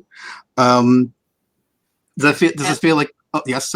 Yes, I Stephen? want to remind, for the way mechanically works, if at any point Revik or anyone else wanted to try to appeal, like they wanted to show how, like, the people are not entirely united behind the Touchstone's opinion, they could try to offer up a challenge, and it's always whoever currently holds the position and is stating that fact, that they can say, well, I either accept your I either think that you did enough to like say no for me to say to like contradict me, or you need to go further to contradict me. Just to kind of outline for Revik, like if you wanted to challenge this, what it would look like. So in this case, and thank you for bringing that up. In this case, if any of us wanted to say no, the people don't agree with the proposition that we should help the kobolds over there instead of bringing them here, that's when you would issue either a challenge or even overthrow. But that's like that's the next thing. So yeah, thank you for bringing that up. Do any of us feel like want to make that kind of a challenge to the idea that the people support helping the kobolds over there rather than inviting them? Well, let's begin snoring. I will not raise that challenge at this time. I will not raise a challenge at this time. How about Revik? No, I don't think Revik's gonna raise it to that at this point. Okay, so I guess that would be the conclusion of the scene, and then we get the quick reactions, and then I guess we get an opportunity give Luis an opportunity to use his touchstone power. Do I have that right, Stephen? Yeah. Well, I mean, he used his power to define what the people thought, but as far as like I guess when it's in regards to how his power affects the card box checking, that'll be after the reactions. All right, cool. So that is so it is decided. The Dwarf Council has said that they will offer. And what kind of support, Luis, was it going to be? Was it just going to be providing weapons or actual dwarf fighting over there? I think weapons, and we're gonna like open up for volunteer. Like if somebody wants to go fight in the civil war next door, feel free to do so. Well, But, actually, I like, think it's that an that's open. something that power needs to decide, like what it is that the dwarf hold is actually doing. Oh, that's right. Basically, you're just saying that the people support that, but you're right. Yeah. It's the power who would actually like. Oh, thank you. Gotcha.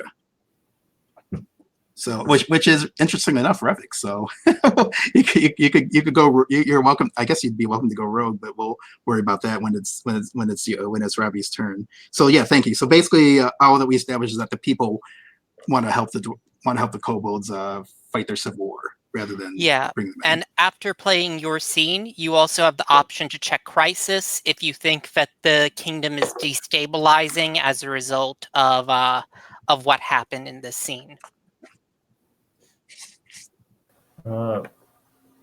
Is it me or is it power?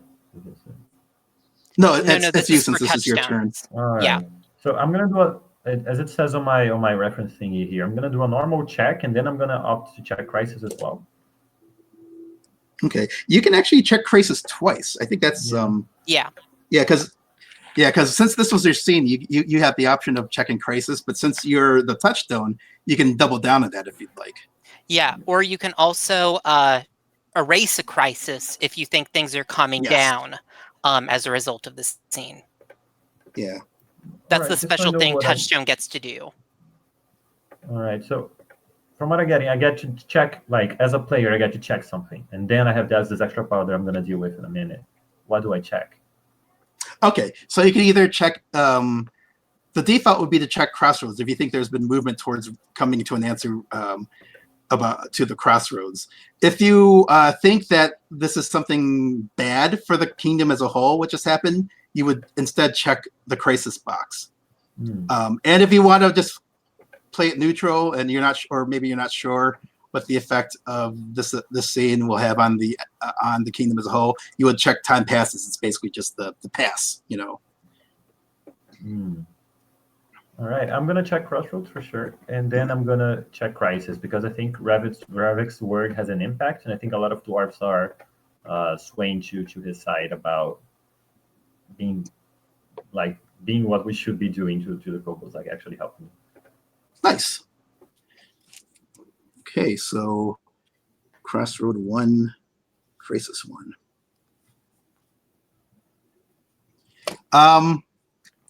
So that.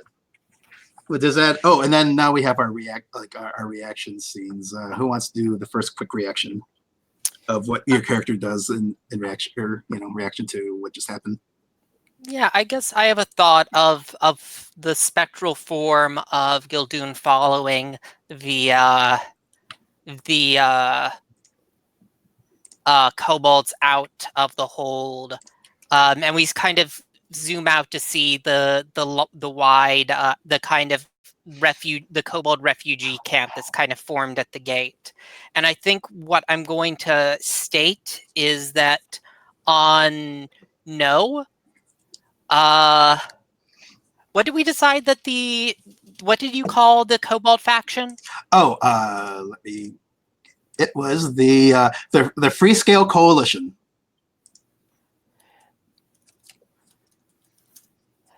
I see that the Freescale Coalition will be wiped out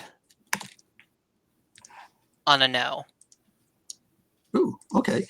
And that's right, because you could, as the perspective, you're allowed to make predictions on a reaction. And players in Power or Touchstone can try to do things in scenes to oppose or challenge these predictions. That it works just like any other challenge. Cool. So there. So that's one prediction there. Oh, I see. Oh, right. And I should also, because it's important that you need to mark who owned is it. doing what. Yeah. Yes, because if you ever lose the perspective roll, whether you change deliberately or someone takes the roll from you, that means your prediction is no longer in play. Is that correct? Any other player can choose to have it take place if they are perspective. Okay. So if the current perspective can decide once the crossroad comes to pass that yes, that was true after all. Okay. Cool. They can basically adopt it. Awesome. All right. I'm just going to widen this column here. There we go. All right. Who wants to go next for the quick reaction? I think you may just want to do it to change whatever, because just change the format of these columns to wrap rather than. Oh, I gotcha. Let me find that, and then I see what you're saying. Okay. All right, cool.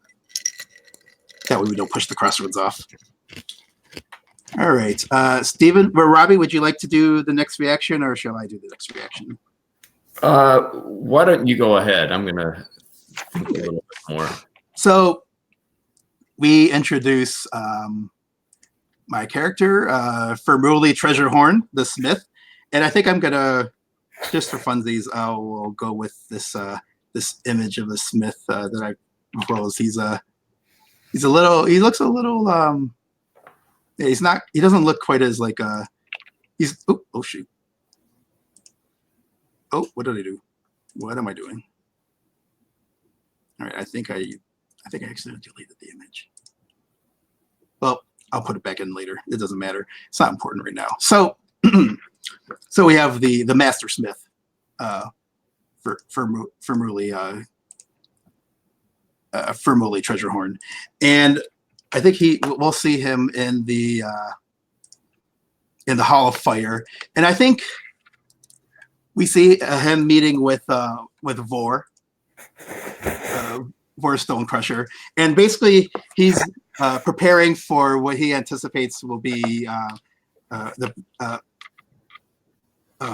approved support by basically taking her measurements to start preparing to craft kobold-sized weaponry and armory. And I will go ahead and make a prediction that, let's see, that if we do invite the kobold allies, they will be the free scale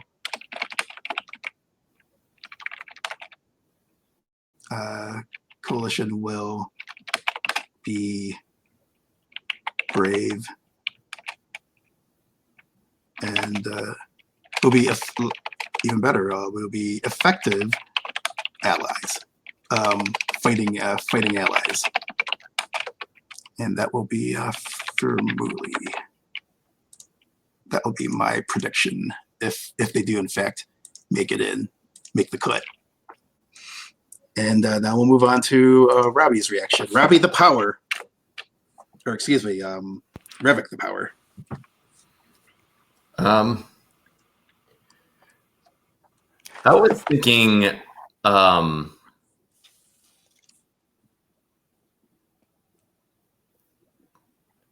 thinking of going into the yes column and I don't think you can make predictions since you're the power and not the perspective. Okay, so what I can... You can just narrate anything happening in the dwarf hold. Like if you want to talk about what the guards are doing, if you want to talk about the gates closing, if you want to talk about like traders being sent out to like work with the refugees, you can do any of that stuff, but you can't say what will happen. Okay. Yeah, you can give you can basically use a third, whether it's a scene or a reaction. Yeah, you can make the kingdom do something. You can't define that they'll be successful or not. Yeah, but you can give orders and they'll follow the orders. You can though have the kingdom do something that is acting to challenge one of our predictions. Mm-hmm. I mean, I was wondering if I could do something. I have especially my fellow exile dwarves who are very faithful to me, and I could send them out amongst the other dwarves to. I think propaganda might be too strong of a word, but to try to get to work persuading some of the people from this who are native to Glimmerhorn that they should give kind of more serious thought to the possibility of allowing the kobolds to live amongst them. Okay, so it sounds like you're challenging then the Touchstone's declaration about what the people are thinking. Well, or at least I would, because you're trying to change their minds. Correct. Yeah. Okay. So the Touchstone can decide. I forget if you can challenge someone in a reaction. I think you can, but I'm looking to confirm that. Yes, you can. You can perform a single action as part of your reaction using your role, challenging someone, or changing a role, or overthrowing someone. So yes, you can go ahead and issue a challenge in your reaction. So Louise, you can decide, is this propaganda campaign enough to change people's hearts and minds, or does our Revik have to go further to change their minds? Because I love an escalation, I want you to go further. Like something big has to happen. And I think you can suggest what it is. Okay. You have to make a public display of a kobold being heroic towards the dwarven kind. You have to set up a situation. Mainly because I want you to have a secret to keep so it can be exposed later and ruin everyone's faith. I think for a challenge, you do have the option of just saying, no, it doesn't work. But then, in return, Revik would have the option of trying to overthrow you as the Touchstone. So that is an option that's available to you. Oh yeah, I think it's just overthrow, but you always have to give yes, but it's just if the person's only challenging, you can just say no. Oh, but you can also say yes if you can continue. Yeah, that's what I meant. Yes if. Yes. No, I'm okay with the challenge. I actually want the kobolds to move in as a player, but I want it to be bigger. Just posters and speeches is not going to be enough. I want action. What action do you propose? Does Revik have to marry a kobold?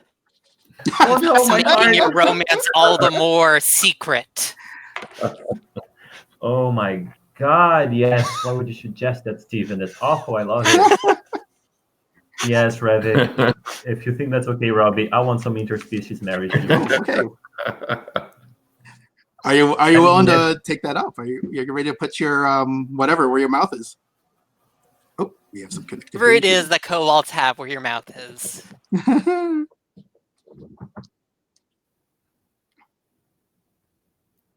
Yeah, am I back in? I know that my connection has been. You're in. At least I'm hearing you. Okay. Okay, so make sure. So you for this challenge to work, that what there would have to be some type of is it a secret relationship that would be? I think the idea is that's like a full-on media marriage. Like you're marrying this person to show see, dwarves and kobolds can live together. Yeah, that's exactly what I'm looking for. All right. And of course, so is that like a thing that Robbie is cool with? Yeah, because you can now say do you want to take that up or do you want to back down? Oh, I think he just disconnected. Uh-oh. Me. Okay, am I back again? Yeah, so what I was saying is, that something you want to take up or do you want to back down? I think for right now, I'm going to back down. Okay. Oh, well. I'm not completely ruling it out in the future, though. But yeah, at this point. Yeah, and just to be clear, you did. It's not like we're negating your action or reversing right. it. You did send your dwarves out to try to talk people into supporting this proposition. It's just that for whatever reason, I guess there is like a kind of like they're formed a mass opinion that, look, if you're serious about this, the only way people would be willing to follow you would be if this was like an actual like a house alliance sort of thing, rather than, these are just people, our neighbors. Mm-hmm. So, and at that point, you would have made the decision not to press the issue to try to get the people of the mountain to support bringing them in. Right. But yeah. But there's as far as I know, there's still popular support for sending the weapons out, but that hasn't actually happened yet. Am I understanding that correctly? In fact, that won't happen until. Who makes that call? Yeah. Yeah. If it's not Revik, as an example, it's something that Robbie could do to challenge my "and they all die" like prediction for no. But would he make that challenge? Would he make that challenge now, or would he make that challenge? No, he'd have to make that challenge at some in some other scene or in a reaction. Basically at some other point, because he's done his one action. Now we go on to the next scene. Okay. Yes, we've all had our reactions. We've checked boxes, and who wants to go next? It is now 9:30. So this this may very well, depending on how quickly we can do these scenes. I mean, technically we could like make them a lot quicker, but we do have a half hour to go. So just keep that in mind, and is everyone signed up for next week? I believe I am. Yes, I am. Robbie, no, you are not, because you only signed up for this session. I think technically, how many people can Kingdom support? Because I'd be willing to.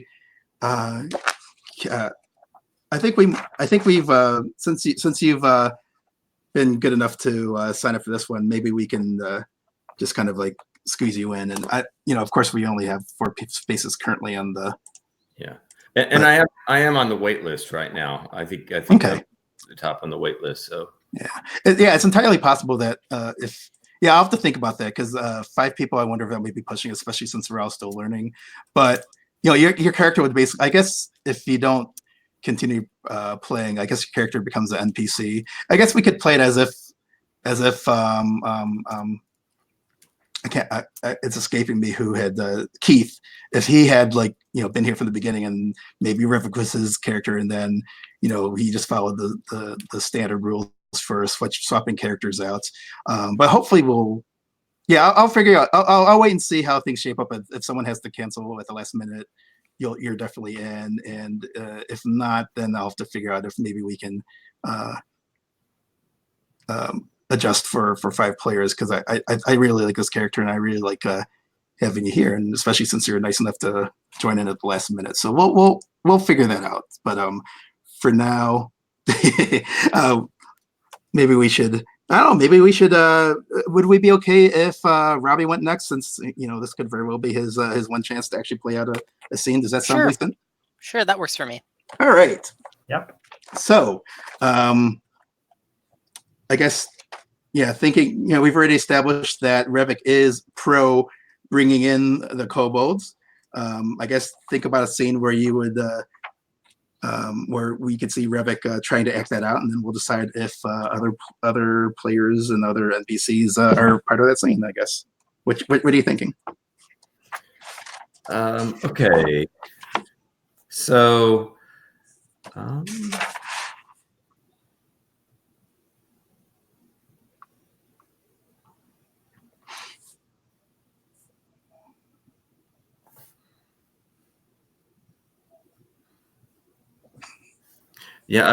trying to think of something that would bring in a character or characters who are not really in that one. Well,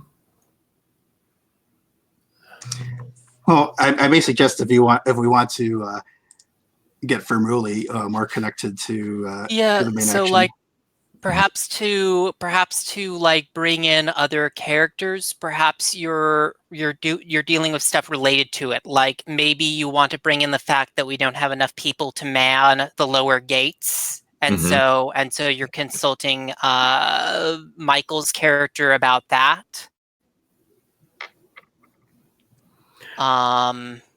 Okay, well, how about this? What about a scene in the Hall of Fire with Fermuli?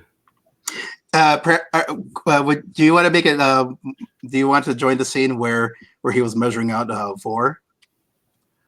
Yeah, we could. Or Zav. Excuse me, I keep forgetting my own characters' names. Like maybe not the same scene, but like another scene where I've been like getting ready to possibly just measure out the kobolds for armament. Yeah, I think we could do a scene where Zav would be there, and then Zav would be played by somebody else, I guess, because you would be playing Fermuli. Sure. Right. And I think what I'm imagining is that Revik has had, prior to this, a little further conversation with Zav, and Zav has been passing on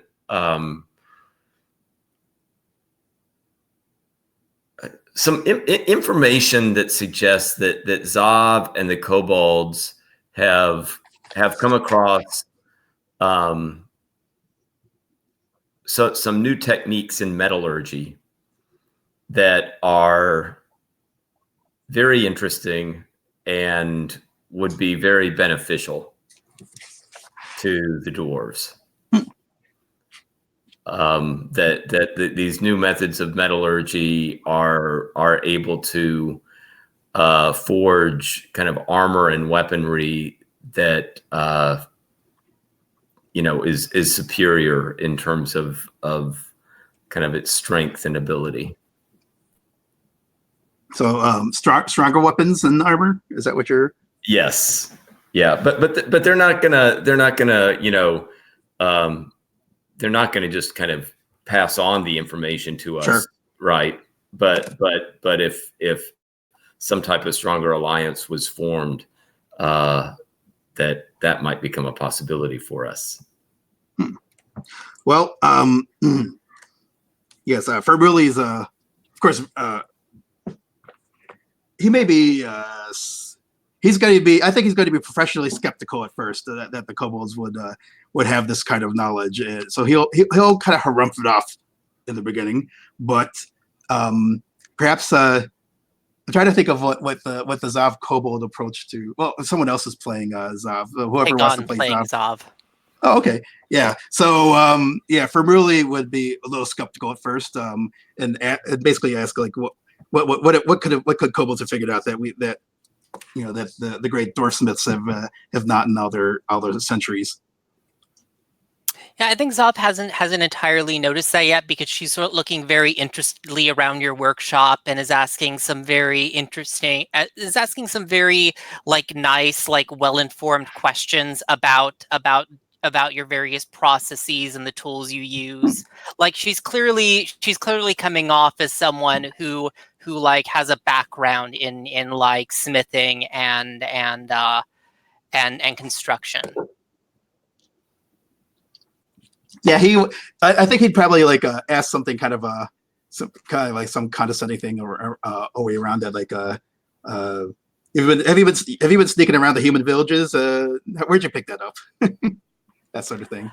And she just kind of her sort of kobold ears. I forget, do kobolds generally have ears? I guess her frills sort of flatten that. And she says, I didn't realize that you were of Bella and Laud's opinion upon our people. Bella's yeah. I think he'll bristle that, because certainly Loud's kind of a jackass, right? So he's probably yeah. So I think he'll just he's going to invite you to he's gonna do. He's gonna like show you what one of his subordinate smiths has been working on, and maybe present a puzzle. Like maybe they've been having trouble with like making one particular kind of flail, and would ask, "Oh, what would you do with this to make this work?" We've got the basically he'd present the problem and say that maybe they haven't figured out a way to with the ore they're putting out to make the flail work. What would you make of this? Kind of like give you a test sort of thing.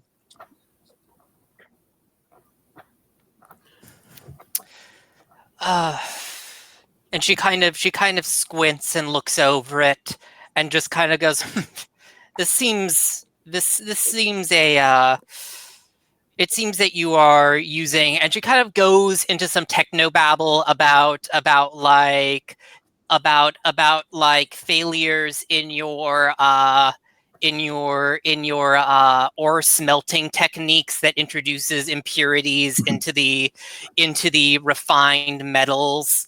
And actually, I just kind of want to because I'm trying to figure out how to shift this back to what is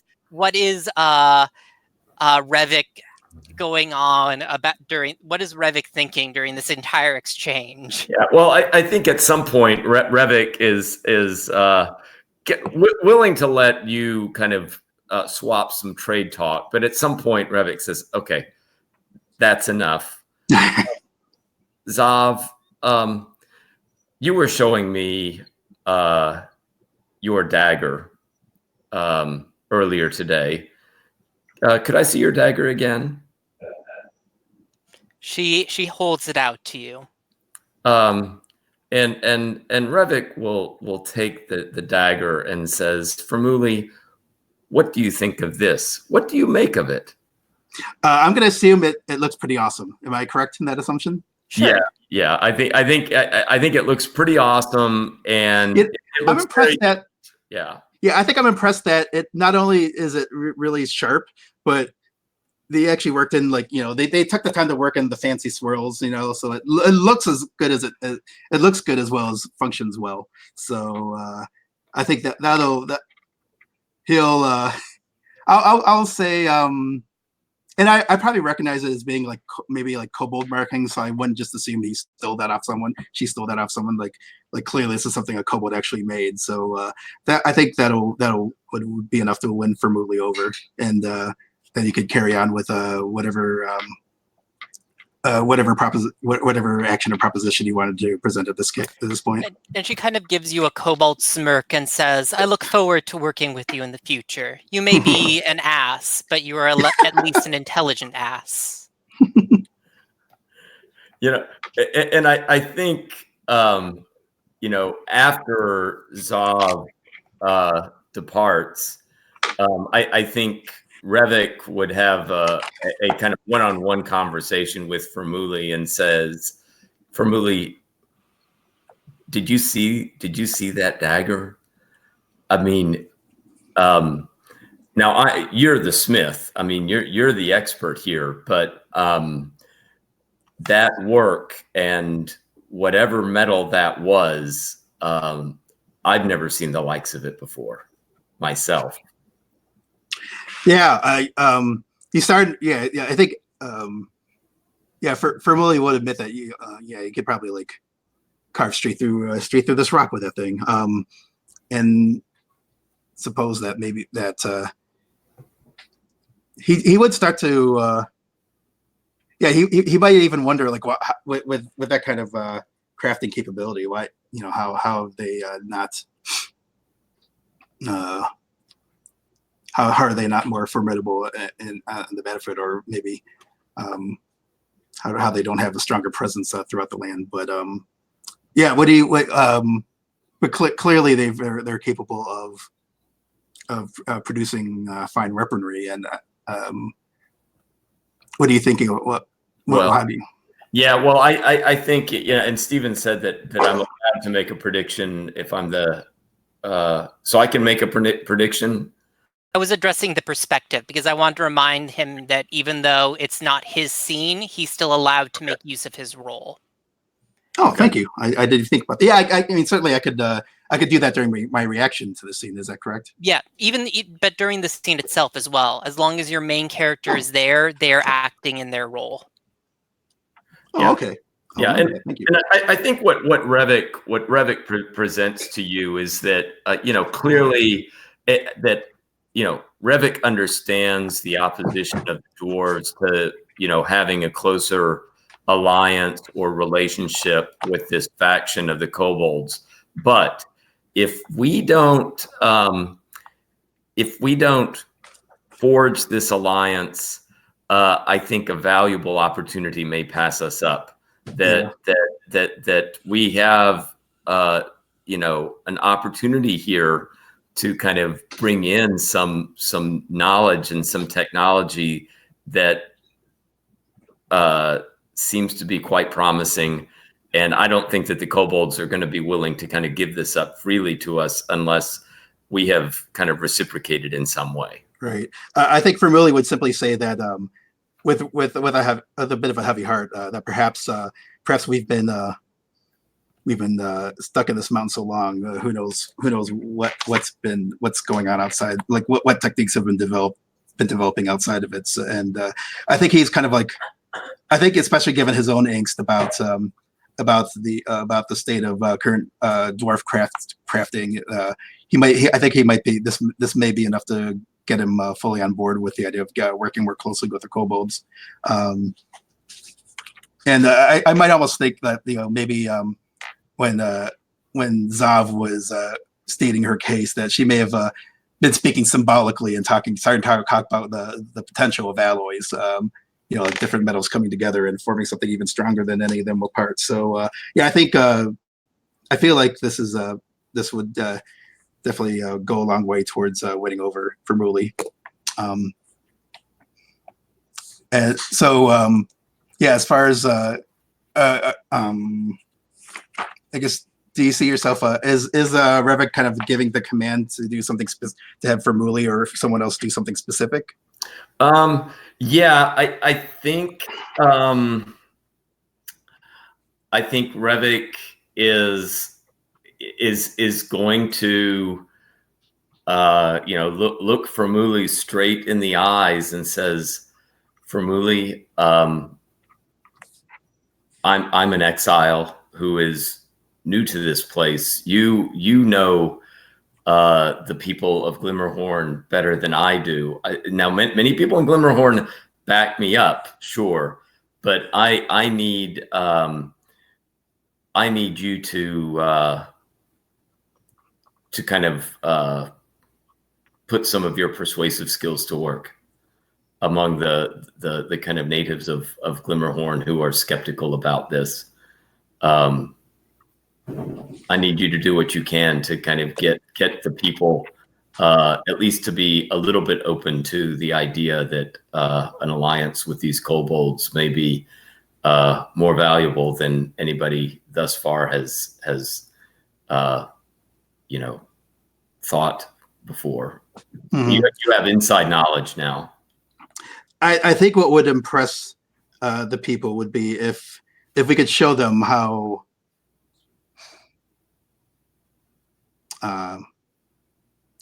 useful they could be. If we could help these free scales not just survive, not just seek refuge from the Civil War, but actually win it. And if they basically kill, basically put to the blade all the kobolds who are still sympathetic to the dragon, all the worm lovers, as I put it. Well, again, I know I'm not the touchstone, but you're allowed to do touchstone things as long as you recognize that you're not doing it with. Mm-hmm. They're your personal opinions, not the people's. That's right. For really, his personal opinion is that the people could be won over if the free scales proved themselves in battle and did it by messing up the remnants of the dragon lovers in the process, and maybe they'd be welcomed with open arms that way. That's his one dwarf supposition, at least. And of course, I can certainly make a prediction about I think I already did make a prediction about their fighting prowess, but yeah, we'll see what other predictions I have. But that's how he thinks we might. That's at least his counsel to carry through with the plan that already has public support and use that to win over the people even further, perhaps. Okay. Does that make sense? Mm-hmm. So yeah, I guess barring anything else, do we want to do the I guess so you're basically using your power as your power as the power to have to. Now I don't think you can direct other players, but I'll go along with it because I mean you could just I mean, you can do things like correct? put other players under arrest. You can order them to be executed. Usually that will mean the other player has to challenge you to not be arrested or detained or executed. So it's a way of forcing other players' hands. Okay. Well, I have an idea here. So, Muli has made a kind of prediction that, if there's a decisive victory here, that the dwarves might kind of wake up then and see that, oh, right, these kobolds are. Yeah, but that's not really it can't work as a prediction because it has to fall on either yes or no to the actual it's not really directly question. related to the crossroad. Yeah. Okay.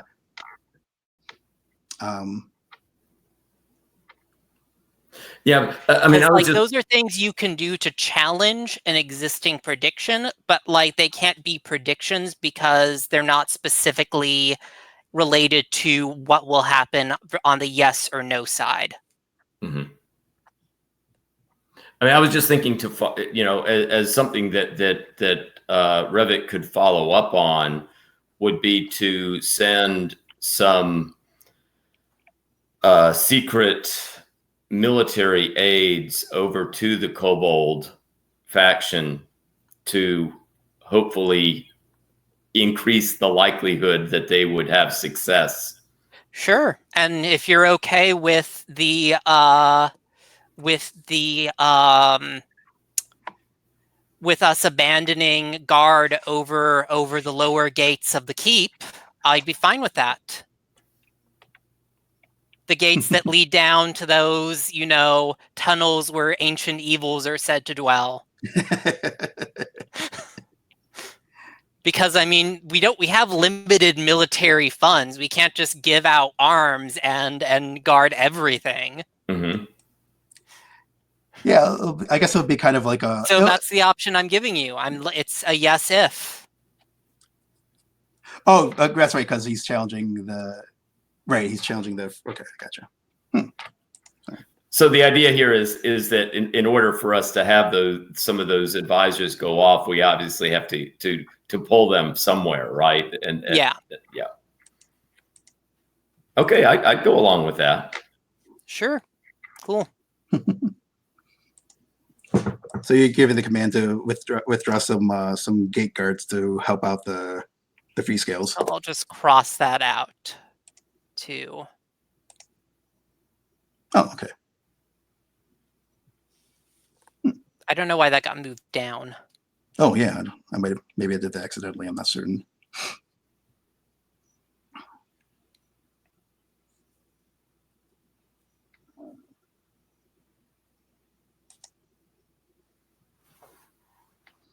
And do we and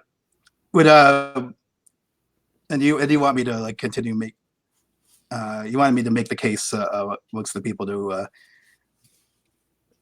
am I trying to persuade people to volunteer to help? Is that what you're asking me to do, or what from Early to do, or? I mean, you trying to persuade the people doesn't have to be something that means something mechanically. Yeah. Right. Yeah, this is something I'm doing, but I know what I do mechanically would be unrelated to that sort of thing. Let's see. I'm just trying to think of what prediction I could give if we don't bring them in. I mean, you could give the prediction that collaboration with the kobolds will lead to a dwarven renaissance. Yeah, that's a good one. I'll do that. That's a good idea. Kobold metallurgy would revolutionize dwarf crafting.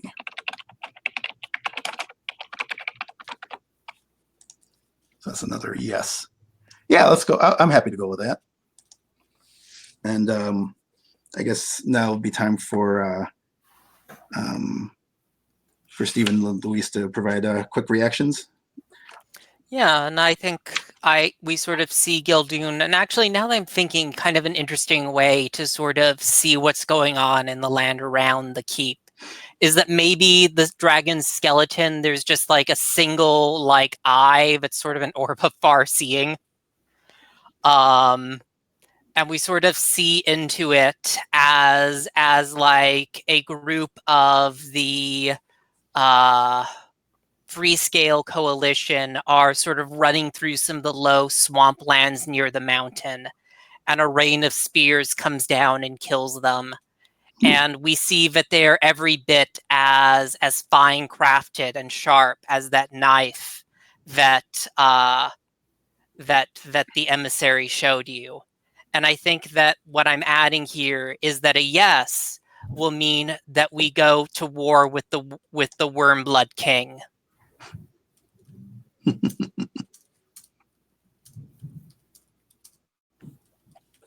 So are you hinting that the fine crafting is not by the free scales but by the Wormblood? It's by both. Both of them have this knowledge. Right on.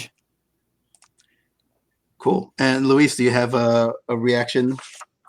Well, just so I'm clear, these yes and no things that you keep doing is your prerogative as the perspective, right? It's not for everyone. Yeah, it's mostly only important if you're perspective, and it's important if you're a power at the end of because at the end of the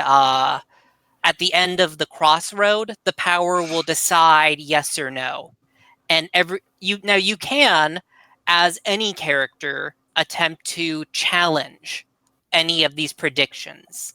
And you have to basically, like happened with Robbie, like he talked about how we're giving military aid to the Freescale Coalition. And I said, okay, that seems fair. And so I removed the prediction that the Freescale Coalition is going to die, is going to be wiped out if we say no. All right. So that's something you can do. You can challenge predictions and show how your character is taking action to prevent that from coming to pass. All right. You said the reactions are optional, right? Yeah. Yeah, I think I'm gonna skip this one. I'm a little low on role-playing juice. Gotcha. We reach the end of the. Yep, we are ready to wrap up now. So that'll be the second. So that's the second scene, and now, the final thing is, Robbie, you get to work with the check boxes. Yeah. So it seems like you either get to choose to check crisis, time passes, or crossroads. I think I'll. Seems like crossroads would be appropriate here. Yeah. Sure. So I just put an X there. Yep. And we'll pick up next Wednesday and continue playing on. We'll continue heading closer and closer to the completion of our crossroads and see if we can avoid a crisis at the same time. So that's those are the first two turns of our Dwarf Mountain game. This is Kingdom. I feel like I definitely want to thank everyone for joining in. I thought this was really fun. I look forward to continuing to play this out, and hopefully the more familiar we get with the rules, the more scenes we can play out and see what happens. Hopefully Robbie will be able to get you in the game one way or the other. Luis, thank you also for playing, and Stephen, thank you, especially thank you for helping out with the rules. Your prior experience was very helpful, and I do appreciate that. It's no problem. Yeah. So once again, this is Michael signing off for the Gauntlet. Thanks for watching, and we'll continue the Dwarf Mountaineering in a week. Good night. And I'm going to stop recording.